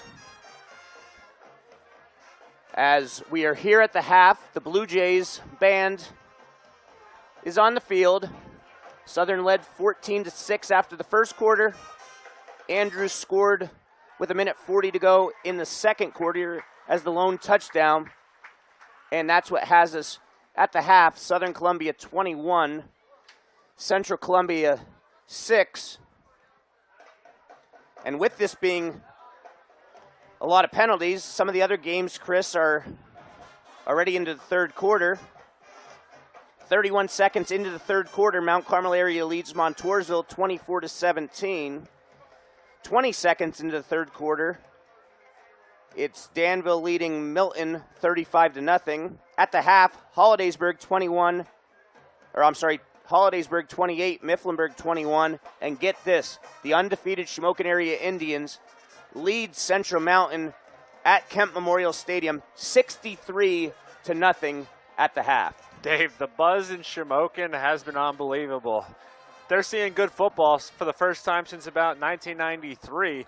They're an undefeated team going 4 games into the season. Mark Bersing, in his, I believe, second year at Shamokin, has got that team playing tough. And you know what? We're only a few weeks and a few months away from that Coal Region game against the team Coal Bucket, that team that Southern lost to last week. So maybe that Coal Bucket return to Shamokin. We'll see what the Indians can do, but so far in the beginning of this season, done a great job. And you know what? Tonight they're doing another job, a great job. So it is pretty amazing. The Black Diamond Sports Network covers 5 teams. 4 of them are ranked in the state. Danville and Mount Carmel are both ranked in the top 10 in AAA. Southern's ranked in the top 10 in 2A. And Shamokin area, for the first time in I don't know how many years, is ranked in the top 10 in 4A. They're all ranked in both the Penn Live rankings and the PA Football News state rankings. It's been nearly 30 years since the Coal Bucket has been on the purple and white side, but they're gunning for the Red Tornadoes later on this season. So as Central Columbia's band continues to put on their halftime rendition, we will take a 2-minute break. You're listening to the best of Coal Region and Central Susquehanna Valley football on the Black Diamond Sports Network and Bill 95.3, where you can always get your game on. We'll be back in 2 minutes. Old City Bagel, located at 608 Mill Street, Danville, is open Wednesday through Sunday, 6:30 a.m. to 2 p.m. They offer a daily variety of in-house freshly made bagels and an array of handcrafted drinks with a tap system to include nitro cold brew coffee and homemade Southern sweet tea. Old City Bagel has gift baskets and gift cards available, along with a rotating variety of baked goods. If you're planning an upcoming meeting or event, call them for catering options at 570-271-9577. Online ordering and DoorDash are available. Old City Bagel, 608 Mill Street, downtown Danville. At Weaver's Tire Service, Inc., their #1 priority is customer satisfaction. Family owned and operated since 2010, serving the Susquehanna Valley and surrounding communities with great service, high quality products, and professional installations. Weaver's, conveniently located at 411 Point Township Drive in Northumberland, is open Monday through Saturday. Shop for passenger and commercial tires, including farm, industrial, and OTR, online at weaverstires.com. Given the vast selection of tire brands, you are sure to find a replacement set that fits your needs. Call 570-473-3380. Weaver's Tire Service, Inc. in Northumberland. Pave It Inc. since 1987, serving the surrounding area within a 100-mile radius. Free estimates are available for both residential and commercial properties. Pave It Inc. professional services include asphalt paving, seal coating, excavation, and utility services, concrete delivery with a 1-yard minimum, concrete, block, and in-ground pool installations. Call Pave It Inc. at 570-988-1899. Check out their website at www.pave-itinc.com and their Google reviews. Pave It Inc., the area's paving experts. We're back here, and after Central's band, if you're watching on YouTube, on Southern Columbia Area Athletic YouTube page, Southern's cheerleaders will put on their halftime rendition. So we mentioned the scores of the Black Diamond contest. Looking at the WKOK scoreboard, some other District 4 scores. At the half, in an undefeated game, Lewisburg leads Warrior Run 10-0. Halftime, it's Williamsport 10, Selinsgrove 7. Late in the second quarter, all Jersey Shore after losing to Shamokin last week. The Bulldogs lead Shikellamy 42-7. Bloomsburg and Loyalsock tied 6-6 at the half. Montgomery leading Canton 19-13 in the second quarter. Late in the second quarter, it's Hughesville 29, Midwest nothing. Line Mountain leading Upper Dolphin 21-12. Additionally, 2 District 4 games tomorrow. Tomorrow afternoon, Columbia Montour Votech hosts Holy Cross. And up north, a Saturday night game has Sayre playing host to Muncie. And being a Southern fan, those out there, Saturdays, big days to watch Tiger alums in Division I football. At noon tomorrow, Maryland hosts Villanova on the Big Ten Network. 3:30 following that on the Big Ten Network will be Penn State welcoming Kent State into Beaver Stadium. Unfortunately, that could have been a Julian Fleming versus Gavin Garcia showdown, but Garcia unfortunately tore his ACL in the preseason after being named captain. So after Braden Wisłowski's Terps play Villanova, it'll be Fleming on the field at 3:30 against the Golden Flashes of Kent State. Then on the ACC Network at 8 o'clock, Cal Holiday's Michigan State Spartans travel east to take on Boston College, an Eagles squad that Bill O'Brien has done a very nice job with this year, starting off by beating Florida State, a game that many thought was an upset, but Florida State simply stinks this year. They're 0-3. They lost to Memphis last week, so after Florida State thought they should have been in the college football playoffs, they can put that thought to rest this year. They're going to be struggling just to make a bowl game. So that's the local Division I players in action. Wisconsin, Preston Zachman has the day off tomorrow. The Badgers have a bye week. Obviously, Southern has some guys playing at Bloomsburg University, Bryant College, and some other places as well. And then Sunday, as Chris and I say, NFL Sunday. Get on the Sunday ticket, watch games. Chris's Bills are off until Monday night. I have to see if my Dolphins can survive without Tua this week. But that's enough of that. We're going to take a 2-minute break. You're listening to the best of Coal Region and Central Susquehanna Valley football on the Black Diamond Sports Network and Bill 95.3, where you can always get your game on. See you back here in 2 minutes live. Klasick and Associates, 101 West Independence Street, Shamokin, is a full-service certified public accounting firm. At Klasick and Associates, the goal is to serve their clients in the most professional, efficient, and cost-conscious manner possible. Klasick and Associates' overall team player approach ensures that their success is directly related to the success of their clients. Contact the Shamokin office simply by dialing 570-648-6386. Klasick and Associates takes great pride in being big enough to serve but small enough to care. At Best Cleaners, they strive to meet your every cleaning need, whether it is simple floor cleaning, house cleaning, window cleaning, sanitizing job, or major water extraction. Best Cleaners is there for you. Best Cleaners is owned by the Warhots and Lepetsky families and located in Paxinic. Best Cleaners proudly serves the region and surrounding areas. Call Best Cleaners today at 570-672-9114 or check them out online at www.bestcleanersllc.com and like them on Facebook. Mark Kaiser Brothers in Danville, your choice for all your Chrysler, Dodge, Jeep, and Ram needs. Former Ironman captain Dan Goldman heads up the sales department, and along with his team at Kaiser Brothers CDJR, wish all the area teams the best this football season. Kaiser Brothers CDJR is located on Route 11 between Danville and Bloomsburg. If you want selection, great price and value, as well as great service after the sale, it's got to be Kaiser Brothers. So come visit Kaiser Brothers, CDJR Danville on Route 11 just north of Danville, or visit them online at kaiserbrotherscdjrdanville.com or call 570-275-3300. PBS Beverage, Impact Sinus, and owner Steve Tahansky are proud supporters of Southern Columbia football. His great prices make it an easy decision to stop in and pick out from a variety of your favorite selections. With an easy-to-get-to location on Route 61 between Elysburg and Shamokin, there isn't any other choice than PBS. Check out their Facebook page for deals and hours of operation throughout the week. Call the store at 570-648-8080 for any additional details. Steve Tahansky, alum and supporter of the Tiger football. If you are not already a customer, become one. We're back here, and Journey Bank sponsoring a field goal kickoff. First to go was Southern Columbia principal and former Tiger great Henry Hynoski, and he missed it badly.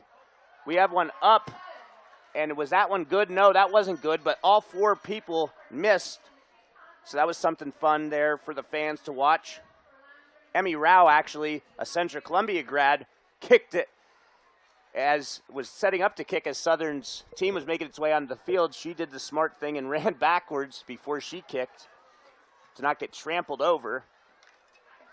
So both teams are on the field here, Chris. Southern Columbia will get the ball after deferring the first half, or the opening kickoff.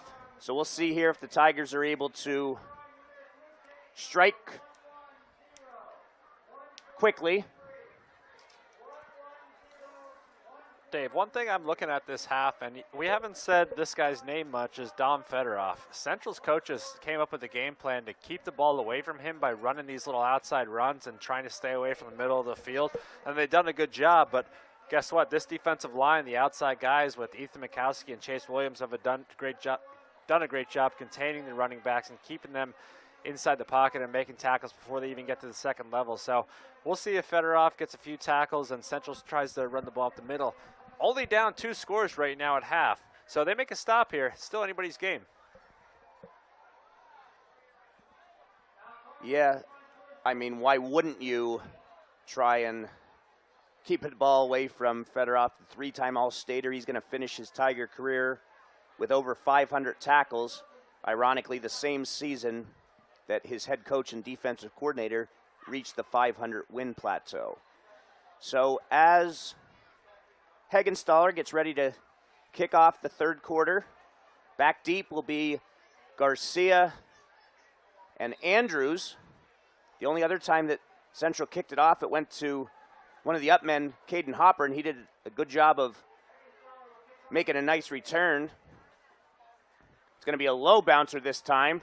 Hopper again on the return, and Hopper gets it out near the 45. So good field position again for the Tigers, as they'll get it near midfield, leading 21-6 to start this third quarter in a game, because of the penalties, that is seemingly taken forever. And Dave, right now we're here in the press box, and a couple people just came up outside this window with some food by the concession stand. I'm not sure what they got, but it smells good. Reminds me of some good French fries or something like that. And that's one thing to do. If you go to a football game, support the boosters, get some good food, some good drinks, and enjoy your time at the football games here, especially at Southern Columbia. Yeah, to help the football, cheer, and band boosters out.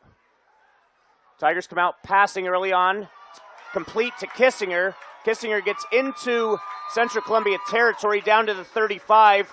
So Hockenbrock gets a 21-yard completion. We'll see, there's another flag on the play.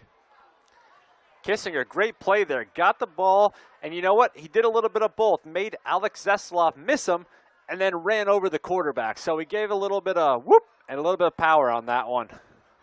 And it's non-sportsmanlike penalty against the Blue Jays. So 21 yards on the completion, and now Tack Moron.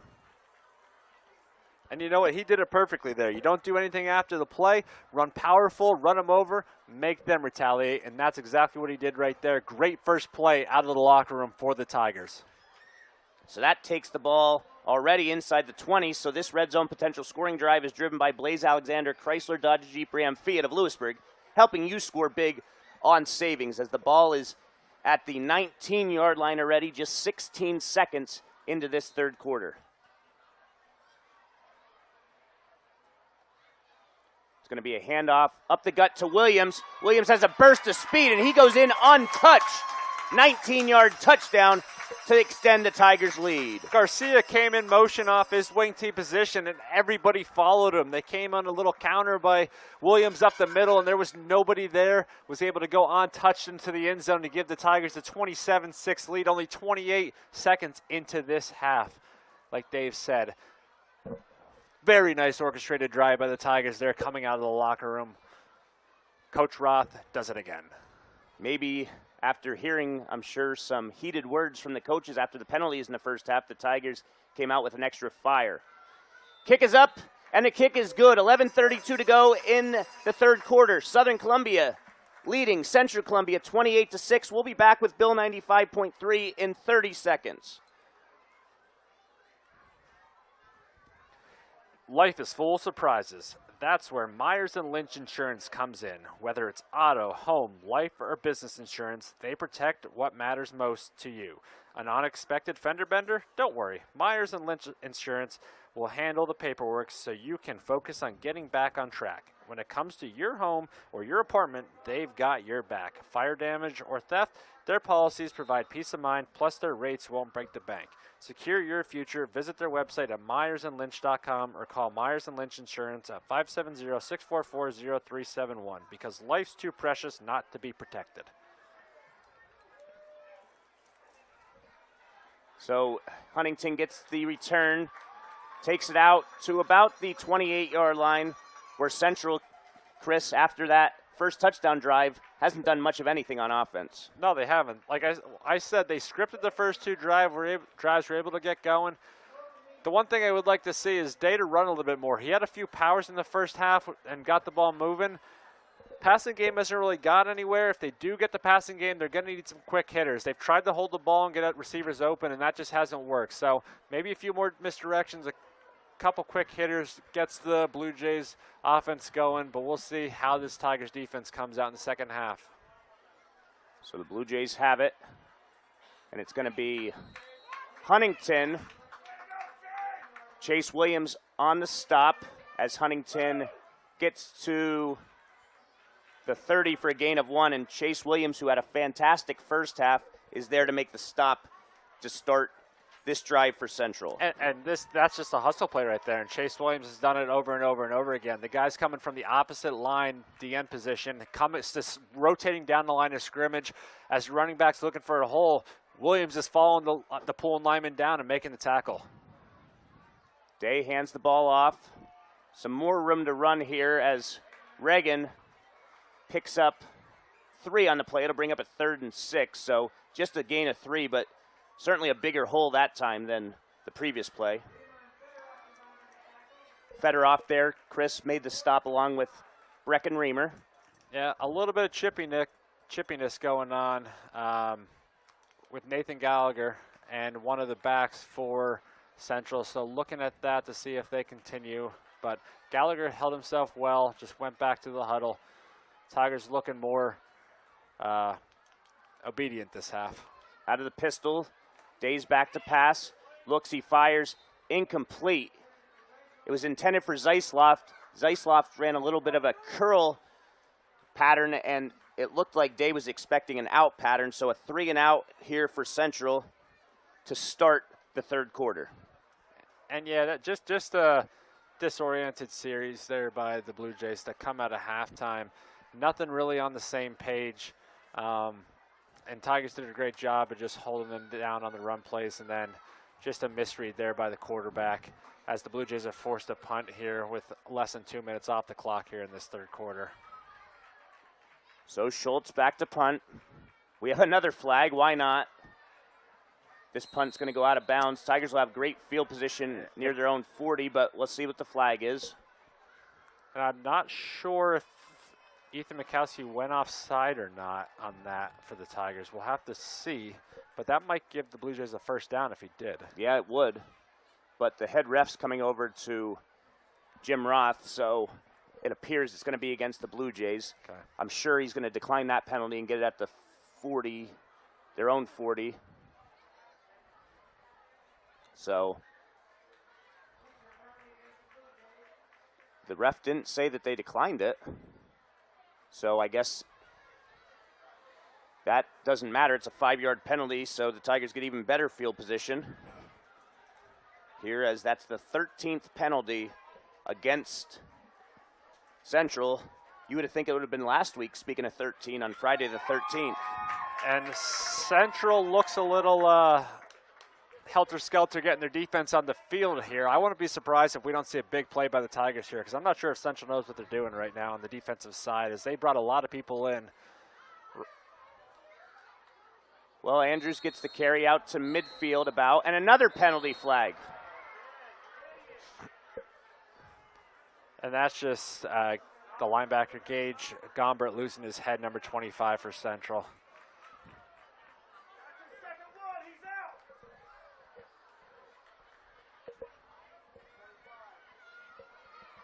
So we'll see here. Garcia was running off the right side. I think he stepped out, and Gombert came over and gave him a late chip shot at the end, which refs threw the flag. And if that's unsportsmanlike, that might be his second one of the game, which gets him, I believe, a game suspension, if I'm not mistaken, Dave. Yep. So we'll see here. Yep, they ejected him. He's ejected. So Gombert ejected after his second personal foul, or second unsportsmanlike.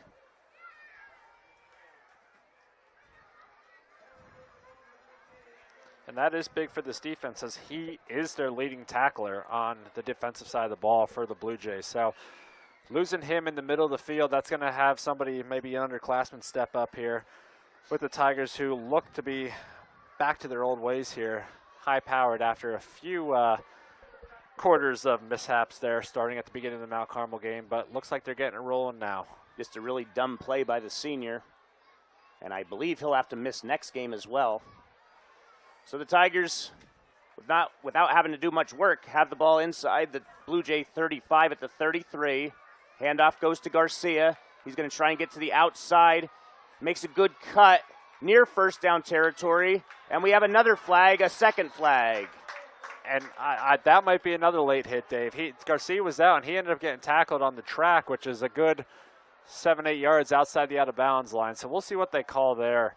But Gombert is missing next week's game if he is suspended, and that's a big one against Montoursville at home. So can't afford to be missing him for that game, and it looks like they might be.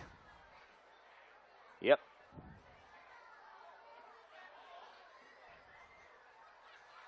Refs talking it over here with 9:42 left in the third quarter.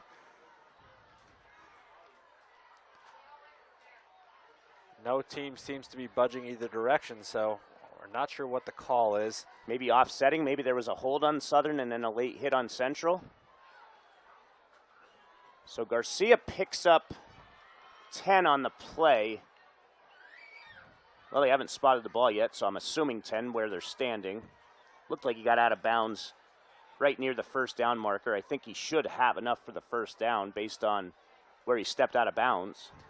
And Dave, what I really like with Southern offense, what they're doing today, is they're giving a bunch of different guys carries today. Is that backfield's like a 5-man rotation right now, and you're getting your guys fresh out there, and that's something that Southern hasn't had the luxury of doing. But they've had a lot of stars back in that backfield, but this year they might have to go with the community approach. So if this carry counts, that would be Garcia's 7th carry, and to Chris's point, that's the most. So nobody did double-digit carries, as these refs still are talking it over.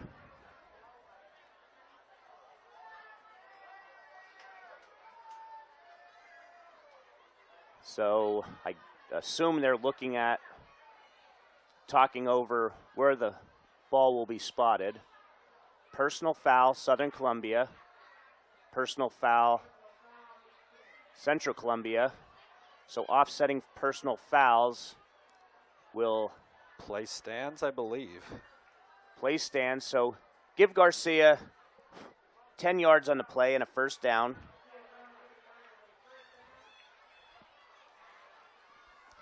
Well, if there's amount of flags in this half as there was in the first one, and they take that long to figure them all out, we're in for a long night. Yeah, I'm here. not making my news item or press enterprise deadline at this rate.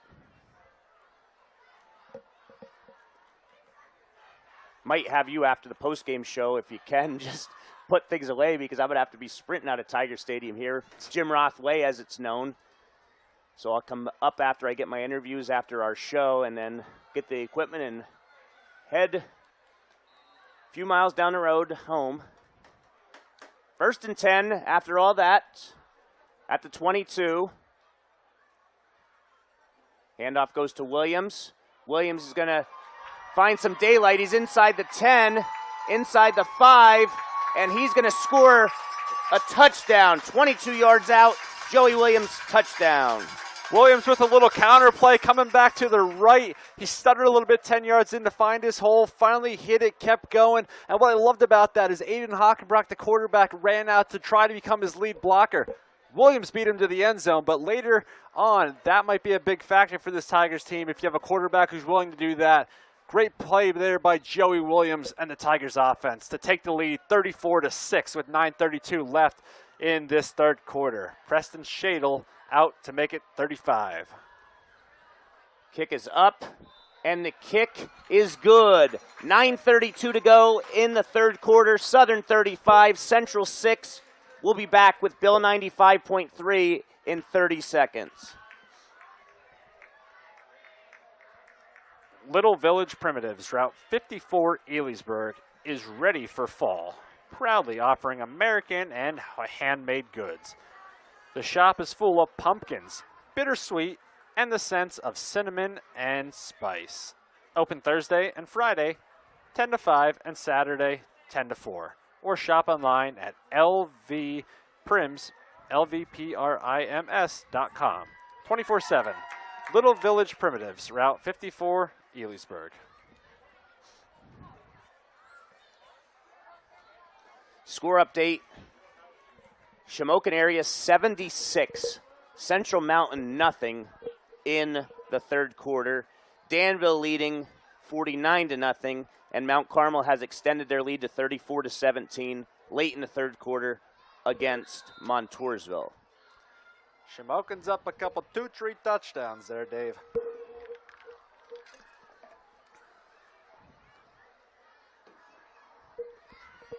Joey Williams, last 2 carries resulted in touchdowns exactly 2 minutes apart as Shadle kicks it off to Huntington. Huntington's out across the 20, near the 30. They're going to stop him at the 29-yard line with 9:26 to go. Tigers up 4 touchdowns now. And that was great pursuit down the field by number 1 sophomore Keegan Deal. Was able to come from the opposite side of the field. No one blocked him. Got in there, made the tackle. Great play by the sophomore there.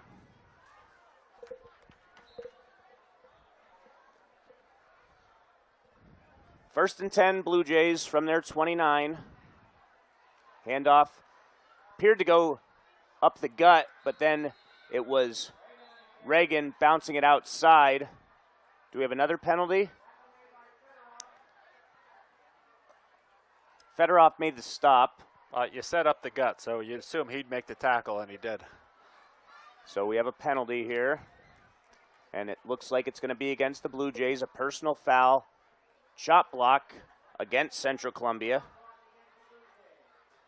And that's something right there that in high school and at any level of football, if an offensive lineman is engaged with another offensive lineman and another one goes below the waist and goes into the knees, refs are going to call that all day, and that's just for player safety. If you're engaged with somebody, you don't need somebody rolling into your legs. That's where injuries happen. So we're at the 15 yards there.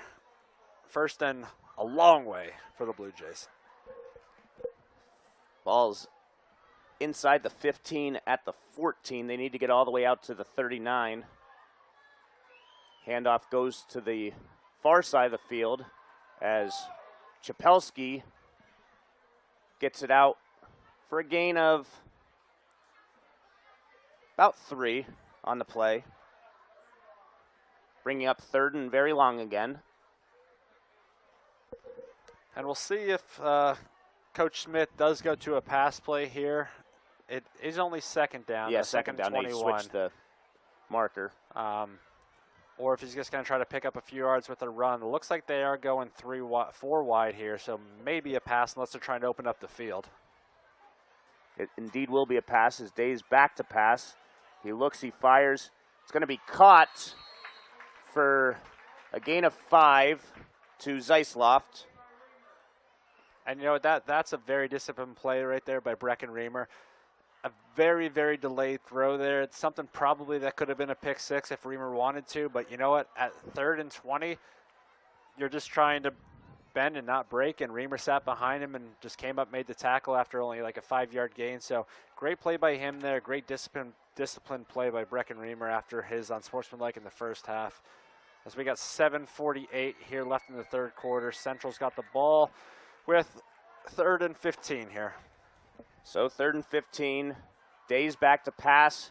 He's going to take off and keep it himself. It's going to be short. And we have more flags on the field as it's an 8-yard pickup. Was that a pass or? It was a run by Day, and I'm not sure from the Tigers who drove him out of bounds, but he might have hit himself off the bench. It was that late of a hit there. So again, Southern's going to bail Central out here, but Day is down, so let's hope everything is okay down there, as it looks like they're just stretching his leg out. Hopefully just a cramp. Yeah, that's a good sign. So we have another player ejected, it appears. It looks like Central's starting to chirp a little bit with the refs. And maybe that will offset penalties, so we might replay 3rd down after all of that. But I'm pretty sure Central was picking up an automatic 1st down if they didn't say anything, because that looked like a pretty late hit there by Southern. And they did throw a flag. So same ref who threw his flag threw his hat up in the air. So now we got yellow flags and black hats. And we're going to have a stoppage here. It's good to see Day get up and able to run off the field.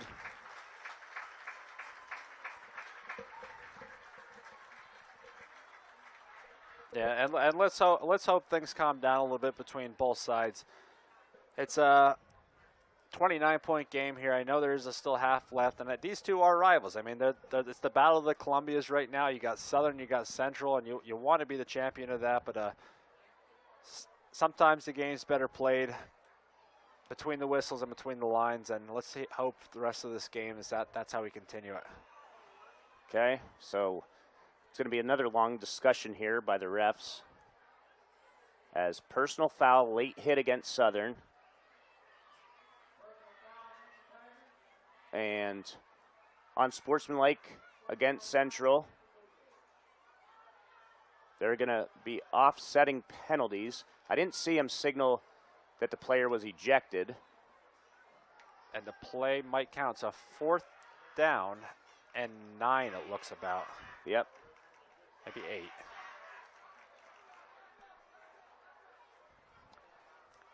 8. And that right there was an automatic 1st down for Central if they just don't. Well, I'm not sure which player it was, but started John with the ref, and because of a mouth run, and you cost your team an automatic 1st down there, and that's just unfortunate to see, especially playing a team of Southern's caliber. 4th down, so Central punt. As the ball is going to be placed at the 33-yard line, bringing up a 4th down and 7. Schultz definitely getting a workout here with his leg. And Schultz is maybe he's had some practice this year, but a very good high school punter. He's a big kid at 6'3", 200, and his punts have been they remind me of some Isaac Carter punts from last year for the Tigers. There's a great one there by him. And it's going to go out of bounds at about the 25-yard line where the Tigers will take over.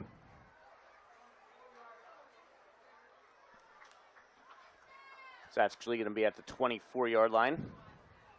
So Southern could put this game into the mercy rule on this possession here. and then it will be a running clock. It's already 9 o'clock, Chris. 2 hours into this game, and we're only 5 minutes into the third quarter. Not even. Well, let's see what we get going here, Dave. Southern's taking over the ball here at their own 26-yard line. 24, yep. 24, my bad. 1st and 10, Tigers. Handoff goes to Williams. This time he's going to be stopped after his first 2 carries went for touchdowns, as we have another cramp. So, and I'm not sure, is that Day again? No, I think that's I think it's Reagan. And he's behind the Southern bench, so I can't really see right now. Well, we'll take a 30-second break on Bill 95.3. We'll be back in 30 seconds. Bloom Heating LLC, located at 854 Center Street, Cole Township, is your #1 source for heating, oil delivery, off-road diesel fuel, boilers, warm air, and ductless AC. Bloom Heating LLC is family-owned and operated and has been providing quality service since 1995.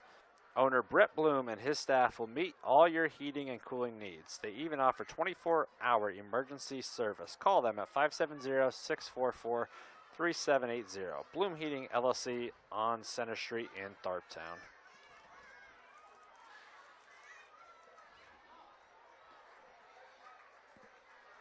Back here as Reagan gets up, he was cramping there.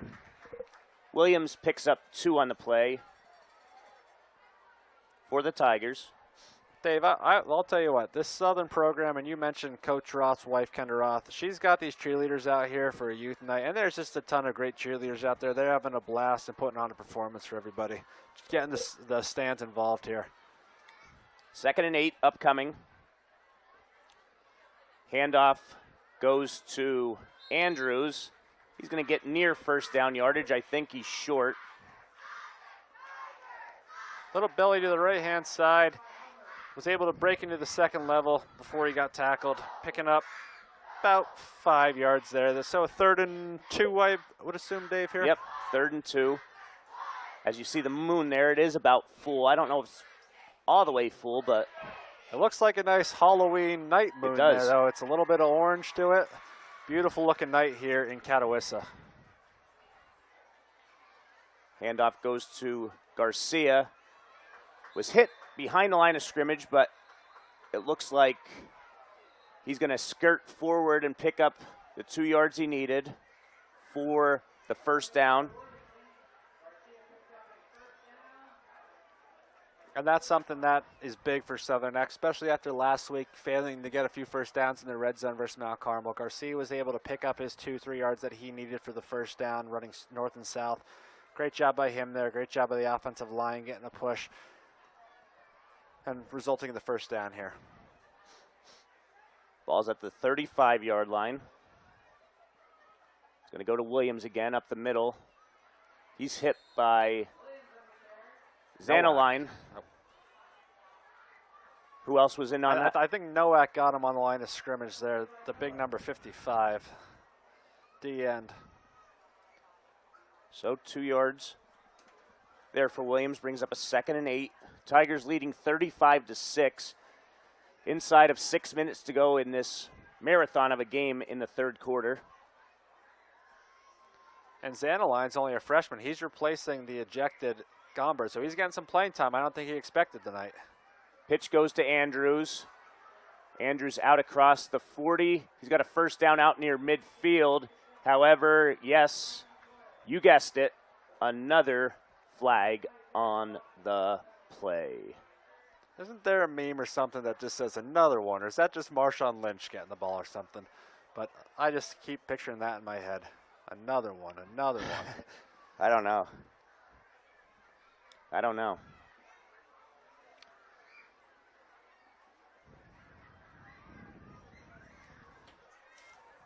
So, legal shift against the Tigers, 5-yard penalty.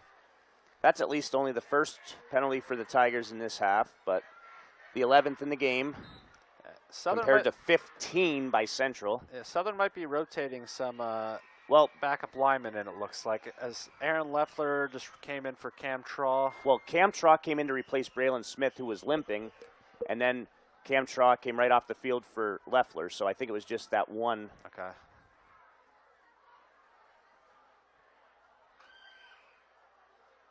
It's going to be a design keeper by Hockenbrock. He's got some running room in front of him. Nice fake by Hockenbrock, and Hockenbrock gets into Central Territory. He was at the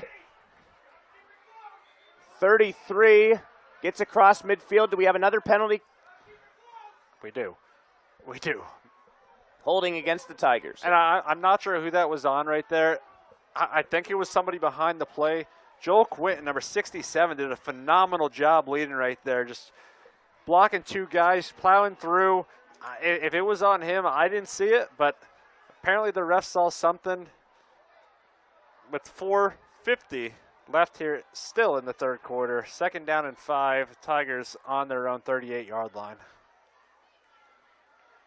So, 2nd and 5 from the 38. Screen pass goes to Williams. Williams has some running room. He's across midfield. He's at the 40, switches field. He's at the 30, the 20, the 10, and it's going to be a touchdown. And that one goes 61 yards. Great run, great cutback by Joey Williams. We do have another flag on the play, but it's going to be another unsportsmanlike penalty on the Blue Jays, and it looks like it's going to be on number 28, Aiden Hutchington, coming downfield. Garcia tried to step in and block him. He ran him over, but then he started talking back to him. So Tigers' score is going to stand. Oh, never mind. There's a hold. So we have 2 flags in that play. They're just everybody gets a flag. Where's Oprah Winfrey? Everybody gets a flag. So that would have been Williams' 3rd touchdown of this quarter. Ball was at the 39. So we'll see where it goes to. It's going to be a 1st down for the Tigers as it was way downfield. And again, probably not a flag that the Tigers needed. Joey Williams didn't really have anybody around him when he cut back the field. So they're going to get the holding penalty back at the 37-yard line, and then they're going to count 15 for the unsportsmanlike penalty. So they're going to be at, what, the 22-yard line there? Yep, so that was a 24-yard reception.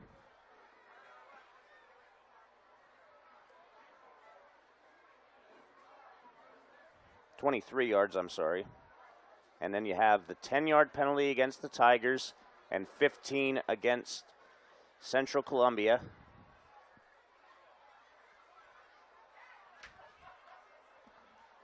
And the referees are going to continue to have a conversation here again. And I don't know if it's talking of the amount of unsportsmanlikes Hutchinson has or what, but we are in a full conversation again for about the 4th or 5th time as Tigers are sitting back in their huddle waiting to figure out the call. So they're going to spot it at the 22.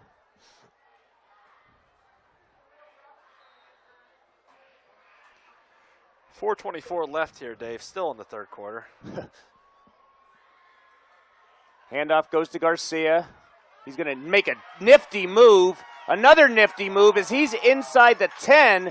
He took that from the 22 all the way down to the 5. He looked like Barry Sanders on that one.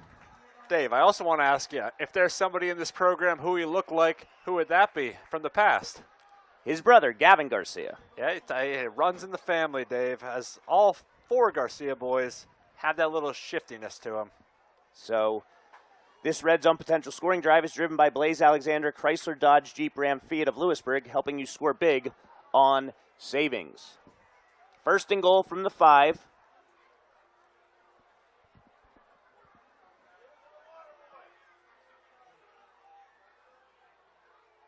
It's going to be a handoff to Garcia, and Garcia is going to be short of the end zone. He gets to the 2. yard line. Garcia gets the ball on a handoff coming from the far end wing T position on a little sweep. It was well sealed there by the Tigers offensive line, but a linebacker came up. I can't tell what number that was, but a good play by him to bring Garcia down before he got to the goal line, as Tigers inside the 2-yard line here with 3:32 left in the third quarter. Second and goal. Let's see if the Tigers pull out a little power formation by their fullback. Pyatt's in the game right now. Would be sweet to get him a touchdown here against his former team. So second and goal from the 2. And we have a flag, as that's going to be a delay of game, and that's one that Hockenbrock has to get off. I mean, the play clock's right in front of him.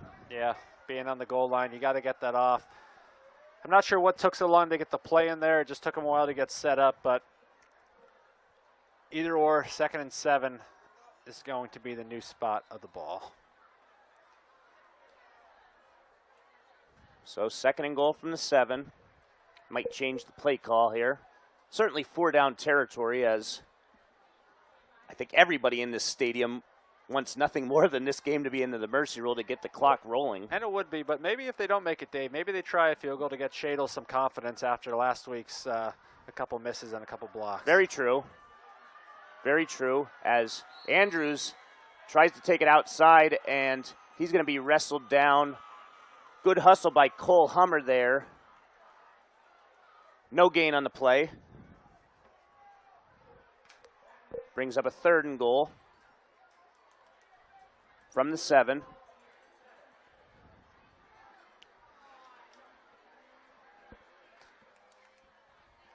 For it being a 29-point game and getting late here, the fans are still filling out here. No one's really left this stadium. Central side still pretty full of the student section. Southern side, obviously the Tiger faithful will always stick around to the end. So good crowd here for a Friday night September game.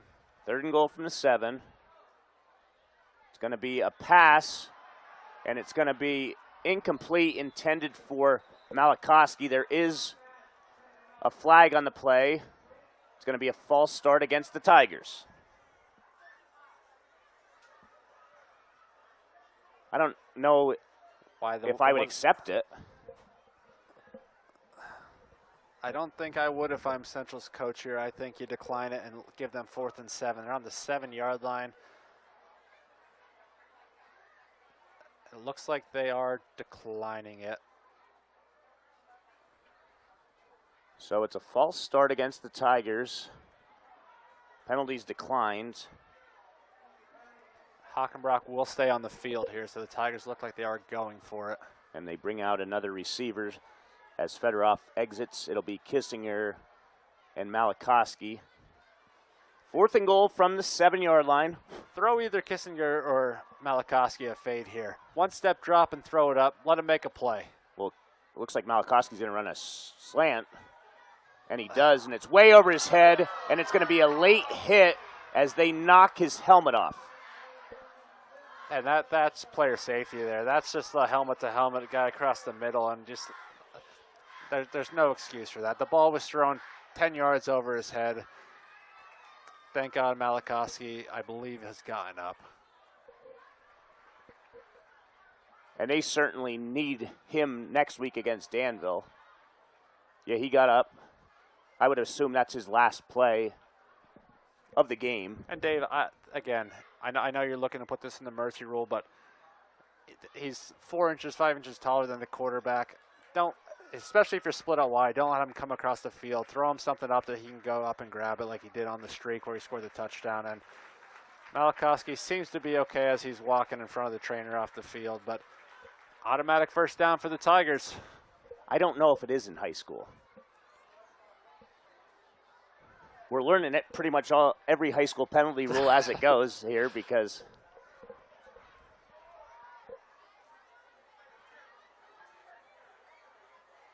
looks like Ethan Mikowski might come in as a tight end here. Yeah. He's talking to the coaches right now. I don't know how many snaps he's taken at tight end this year, as Don Fedorov has pretty much been a backup tight end.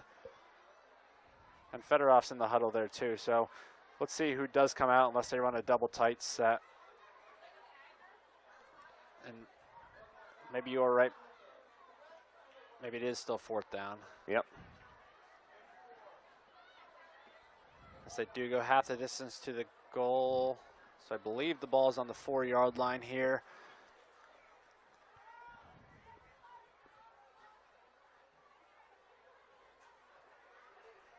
And Malakowski's on the sidelines here just doing a few stretches, a few runs. So seems to be okay, and that's good to see for number 8 on the Tigers side.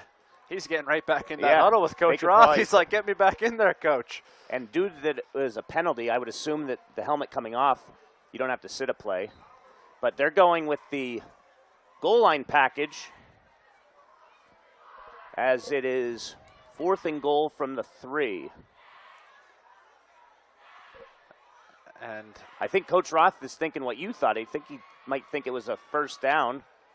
And oh no, it was the play clock was down to 6 already. All right, looks like everything's getting settled out here. 25 seconds left on the play clock. Actually, Coach Roth still wants an explanation here. Dave, I don't know if I like that rule if it's not an automatic 1st down. So yeah, why not if that's the case, why not just pass interference everything if the guy's open or try to do that? I mean, obviously in that case, the ball was thrown way over Malakowski's head and didn't have a chance. But if it's anything close, why not commit a penalty? I don't love that rule in PIAA here, but it is what it is.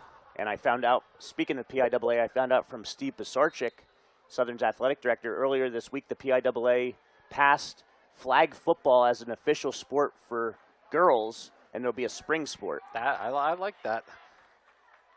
It's going to be Pyatt, and Pyatt goes in for the touchdown against his former team from 3 yards out. I'm sure that feels great for the kid, and I think they wanted to do that on that 3rd and 2 earlier on, or 2nd and 2, but they got the false start, able to get back in the position to give him the ball to put it into the mercy rule.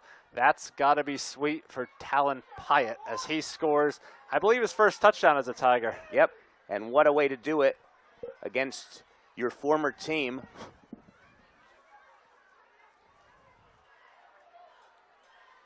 So, kick is up, kick is good. 42-6, Southern leading Central Columbia. Mercy rule in hand now with 1:43 to go in this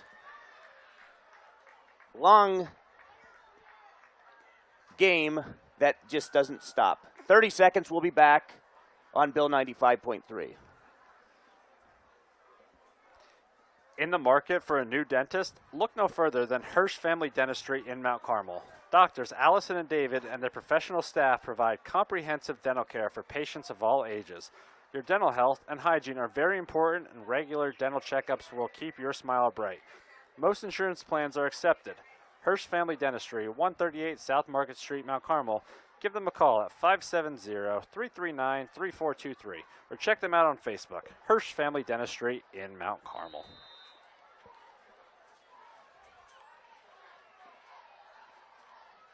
Back here, and we have another penalty. What's this on? It's a kickoff. Delay game. Or was that on a coach? On the returning team? Maybe? Yeah, I think it was on the coach. So that'll be a 5-yard penalty against Central. What else can we call today, Dave? Jeez, if I had a bingo card of penalties. What do you think the over-under, or what do you think chances of over 25 penalties? I don't know, but I think whatever it was, it hit already. So I think it hit before halftime for sure. It's going to be dropped. It's going to be recovered by Central near the 20. Out to the 25-yard line is Chapelski. So they do recover it. And it looks like we might have some second-string players getting into the game here, as I see number 50 Greg Fulmer and 70 Ty Ruckel getting into the game for the Tigers, and a few other backups here. And that's good to see some Tigers players getting some playing time out there just in case their number's ever called.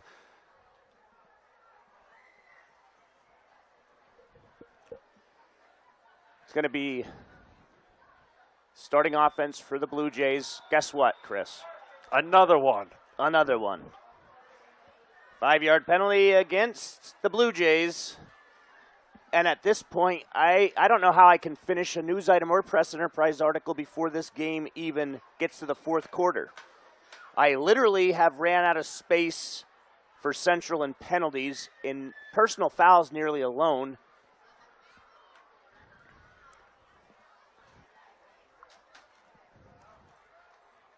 And Southern isn't much better. They have over a dozen as well.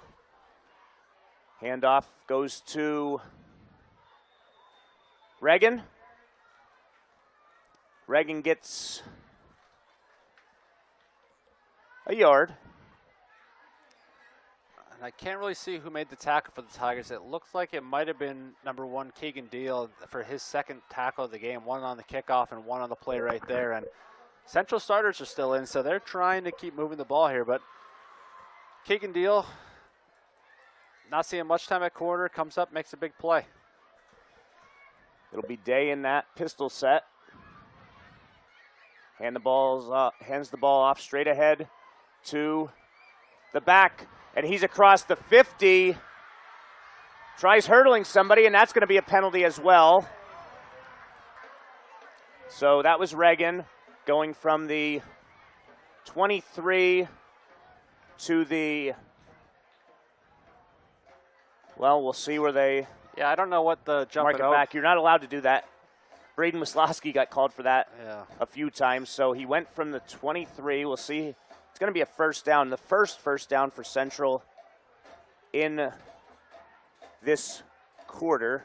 If you're a Southern Columbia fan or even just maybe a New York Giants fan, you might remember Southern alum Henry Hynoski doing one of those jump overs in an NFL game, and maybe you wanted to press him out there, but can't do that here, so they're going to back up the Blue Jays here after a good run by Reagan.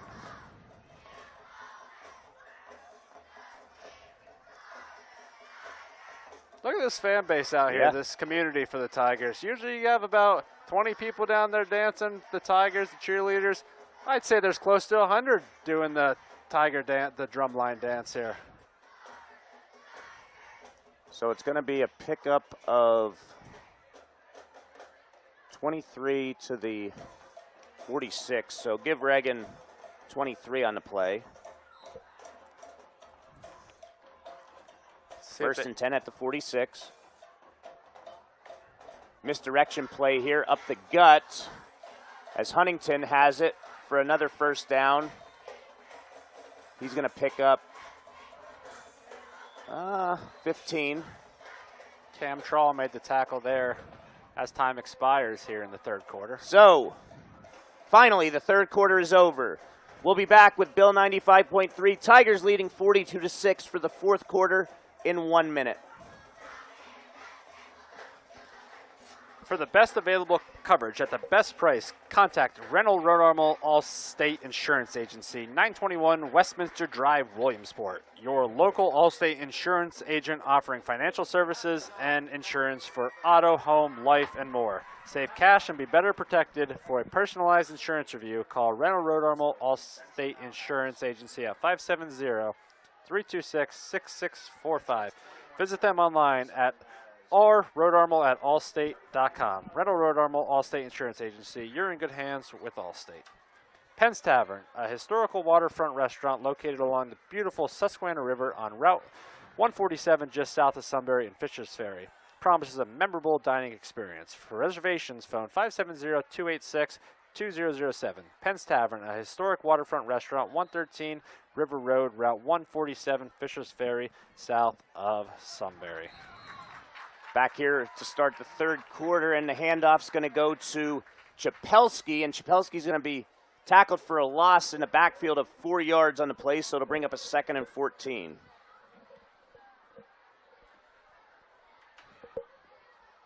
And it looks like Central might have put in some of their subs as well. And Southern's got a big one next week, Dave, in Danville, a team that beat Central pretty bad last week. So it's important to keep your guys healthy, rested going into that game.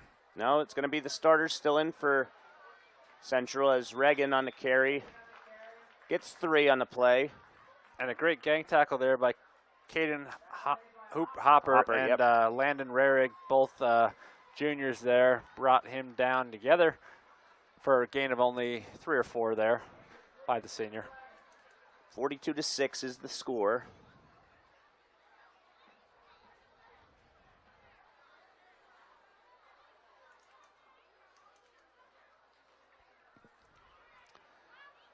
Third and 11 coming up, ball at the Tiger 39-yard line. Oh, there's another flag. 5 more against Central. False start on the wide receiver. Number 4, Elijah Geedy, came split out. Couldn't get set. I don't know if he knew what the snap count was and just took a step too early, moving back 5 yards.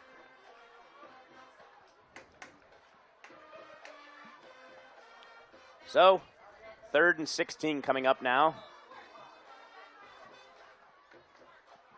Ball's at the 45-yard line. Central Band playing We Will Rock You right now. I love it. They're jamming out here. Misdirection to Huntington again. Huntington's going to pick up about 7 on the play. It'll bring up a 4th down at this point. Central might as well just go for it. And you know what? At Central right now, they're trying to get themselves in some situational football. And that's a pretty good play, a nice run. I know it was 3rd and long, but you get yourself in 4th and manageable 8 yards, and maybe you get Day some experience in throwing the football and getting some timing and rapport with his wide receivers, because coming down the stretch for Central, they're going to need that if they want to improve and get a few more wins in their win column, as they have a few more games against Milton, Mifflinburg, Warrior Run, Bloomsburg. Warrior Run, who's also undefeated. I'm not sure if they're playing tonight or not, Dave. It's going to be a handoff, and this is going to go the distance on 4th down from 37 yards out. It's going to be Chapelski. 37-yard touchdown run. Great run by Chapelski. A few broken tackles for him, able to get into the end zone. And that would be Chapelski's first touchdown on the year. So it's good to see the senior get into the end zone here at their 5th game of the year here, halfway through the season. Chapelski breaks that goal line. Looks like that the Blue Jays are going to stay out for a 2-point conversion. Yep. They're going for 2. It's going to be a little option. And it's going to be fumbled. Recovered by the Tigers, so Chris, we're going to keep it here. Let's talk about the Chickatano Ace Hardware game-changing moment. And the Chickatano Ace Hardware game-changing moment, obviously brought to you by Chickatano Ace Hardware. The staff at Chickatano Ace Hardware on 27 North Oak Street in Mount Carmel averages 40 years of experience in the appliance industry. Call 570-339-1453 or stop by and talk appliances with the experienced and knowledgeable staff at Chickatano Ace Hardware, 27 North Oak Street, Mount Carmel, where they service what they sell. What was your thought on the Chickatano Ace Hardware game-changing moment? Anything stick out to you? To be honest with you, I just think it's when the horn for the first half went off, because since halftime, Southern Columbia has looked like a whole different team. Offense and defense, both disciplined, looked like they were in sync for the first time in a while, and ran powerful, ran north and south rather than trying to extend plays. And that's how they built such a big lead, was just coming out of halftime, probably getting chewed out in the locker room, but good for them, and I believe that's a Chickatano.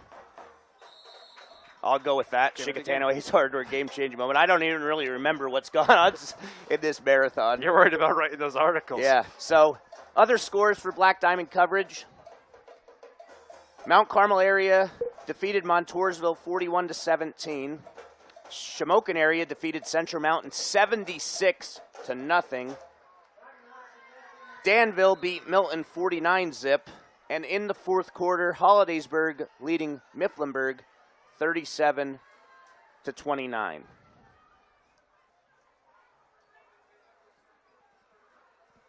So the Tigers have it from their own 36. Max Novak, the freshman, in at quarterback now. No, it's actually Anthony Martino. Sorry, the junior. Handoff goes to Gavin Brown, and he's going to pick up a first down. Picks up 14 on the play. Good dose of running there. Yeah, it was. Brown got the handoff from the backside wing position, was able to take it off the right tackle. Looks like he picked up 10 on the play for the first down. Good set of running there by the sophomore. Tigers leading 42-12, 8 minutes and 10 seconds about left in this one.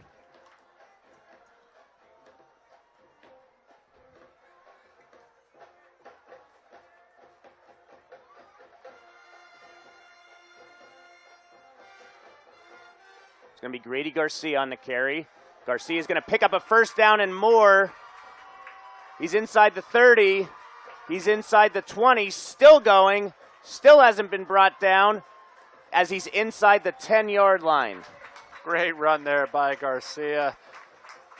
Breaks a couple tackles, makes a few guys miss, tries to power over a few guys. That Garcia name holds a standard here at Southern Columbia, and Grady is living up to it. So he picks up 43 yards for his first career 100-yard rushing performance. He's at 104. And this red zone potential scoring drive is driven by Blaze Alexander, Chrysler Dodge Jeep Ram Fiat of Lewisburg, helping you score big on savings. Ball is at the 8-yard line. I don't think Brown was set, but they're not throwing the flag.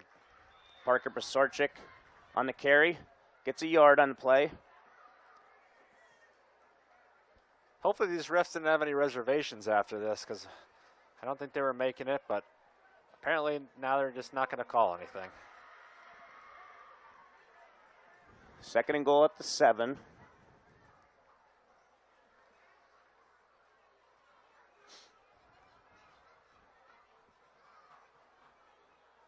Southern bleeding this whole play clock off right now as they're waiting in the huddle as long as possible. Martino was the projected and opening day starter, so he has the experience to run off a play clock here.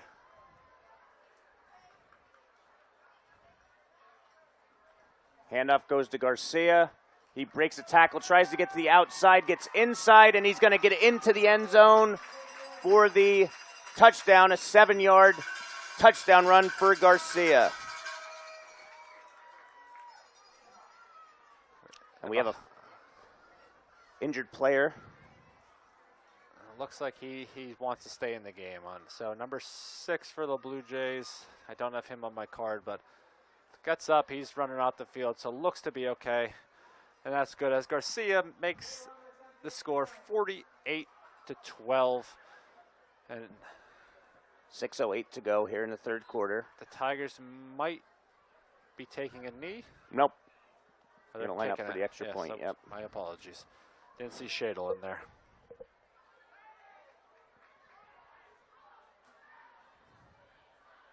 Good snap, good hold, and the kick is blocked.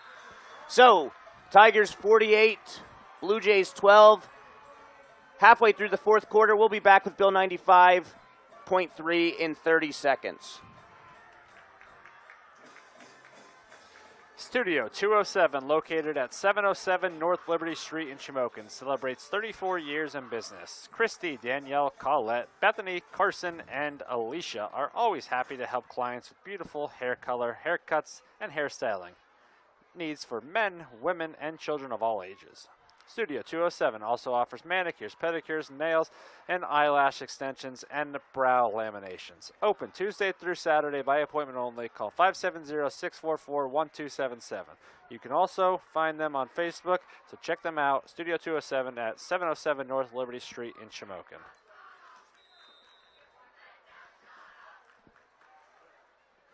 Back here as Hudl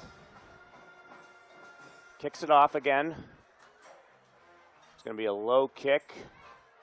Returned about the 35-yard line as Deal brings down Cole Horax. And it looks like another flag on the play. And Dave, I was just reading that article, and you got to inform me here.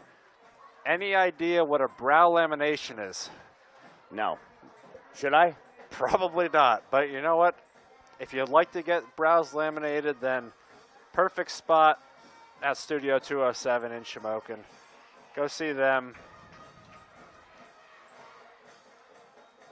As it looks like it was a flag on Central. Holding. Maybe a hold, so they're going to back it up 10 yards here. I believe we finally have some backups in the game for Central's offense. Who do we got in quarterback? Who's calling the plays for this team now, Dave? Well, you shall see here in moments. Number 15, Tanner Reagan.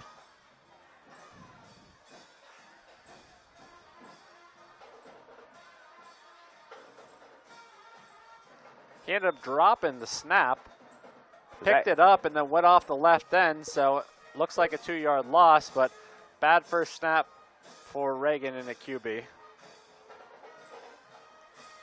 So I don't know if that's Ty's brother. This Reagan is a sophomore. The other Reagan is a senior. 5 minutes left in this game. Another fumbled snap. And another loss on the play. Was that number 63, Caden Knoblich, getting in there? Yeah, I believe that was. After the drop, Caden Knoblich got in there, caused a disruption. Didn't give Reagan the opportunity to pick that up and go anywhere. Good play there by the sophomore D lineman. So 3rd down now and 13 as the Tigers band still lively. Youth cheer night, over 50 youth cheerleaders on hand tonight, and I'm sure it's past most of their bedtime. It's going to be a handoff. No gain again on the play. This one was an end around to Cole Horax. No gain on the play. 4th down and long. Punting situation coming up. And a great play there by Greg Fulmer. He set the edge, he held his ground, tried to get kicked out by a pulling guard, held it still, and was able to make the tackle. That's a grown man play there by the junior Greg Fulmer.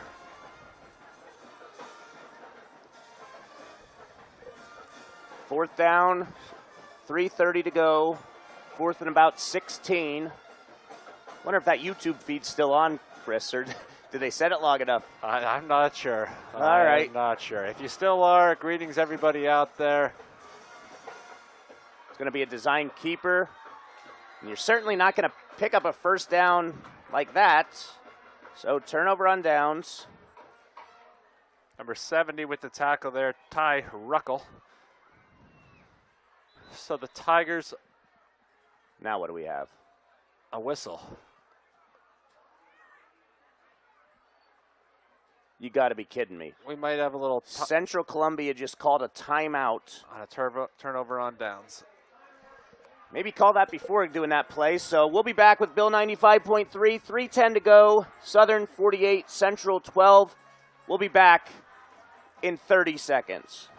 If you are looking to score a touchdown with a new bank, pass the ball over to UNB Bank, locally owned and operated for over 115 years. UNB Bank provides checking and savings solutions, mobile banking, and low fees. UNB Bank also provides lending that is local with quick response time on applications because decisions are made locally. Score that extra point today with UNB Bank. Call 1-570-339-1040 or visit www.unb.bank online. UNB Bank, member FDIC, equal housing lender. And then Chris can, we're done with our ads, and then Chris can talk about the upcoming election with those post-game ads, because I don't think we're going to have much of a post-game show. I don't really see much going on that anybody would particularly care to listen about at this point. If you want to hear about the election, just turn on the news, because you're going to see a bunch of ads on that. And I cannot wait till November's over and we go back to I can watch my Jeopardy in peace. So we'll be talking about some of the post-game We'll go to that right away at the post-game, talk about some of these ads after this game goes final as Pisarcik picked up a yard. This time it's Caden Hopper on the carry. Hopper breaks a couple tackles, gets inside the 20. So we're in the red zone, and this red zone potential scoring drive is driven by Blaze Alexander, Chrysler Dodge Jeep Ram Fiat of Lewisburg, helping you score big on savings. And we still have 2 minutes to go in this marathon as Pisarcik's 1 yard and Hopper's 5 yards makes it a 3rd and 4 for the Tigers at the 15-yard line.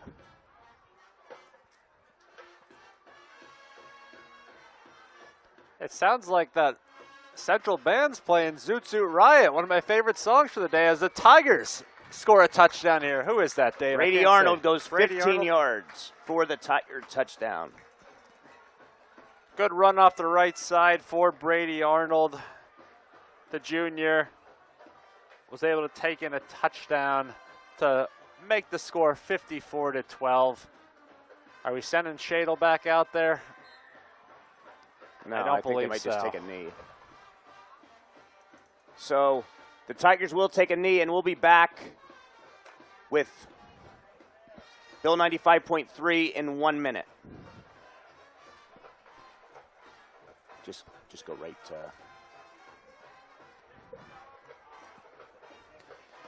We are proud of our county students and student athletes in the Danville, Mount Carmel, Shamokin area, and Southern Columbia school districts. Tonight's game was brought to you in part by Northumberland County Commissioners Megan Beck, Joe Klebon, and Sam Chicatano.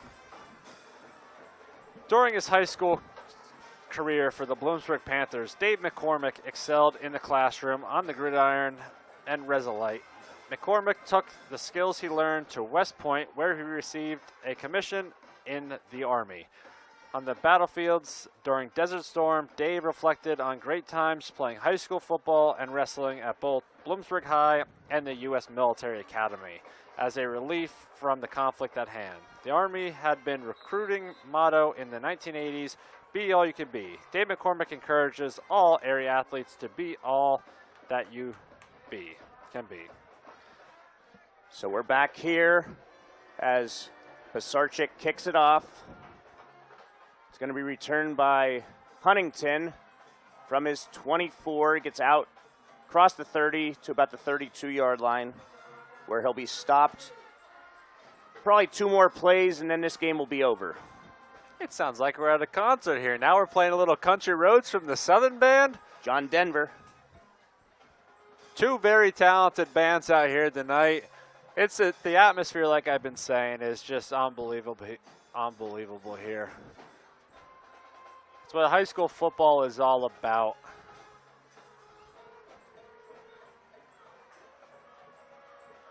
Country road, take me home. Hit it, Dave. To the place I belong. Listen, maybe West Virginia. Maybe the fair will put you on next year as an act. Handoff goes to Mahamadou, Aiden Mahamadou. How do you do? As he picks up, what? Anything? Nope. Nope.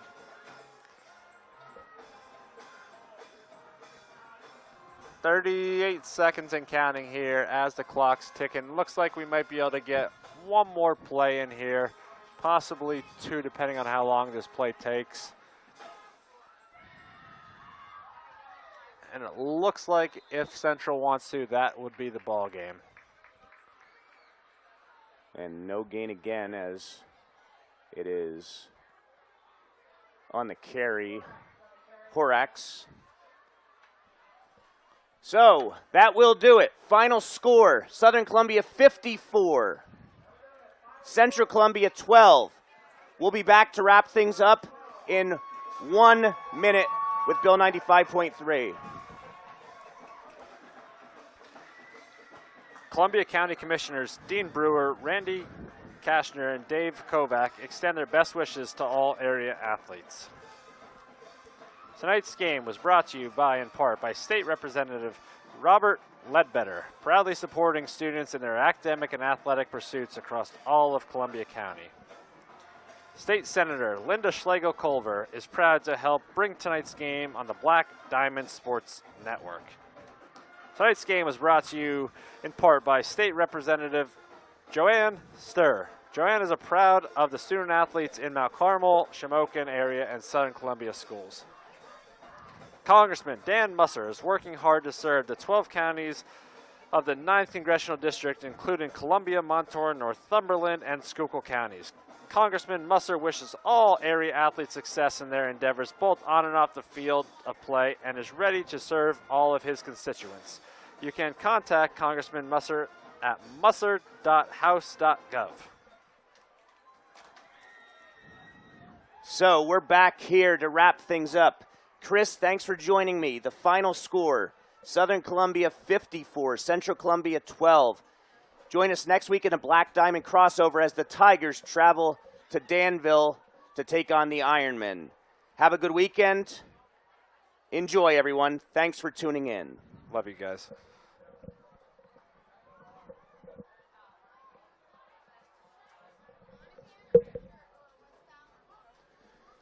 Okay. Holy Christ. It's almost 10 o'clock. God. What can you say for 3 hours? Shut down. I'll start pulling stuff together.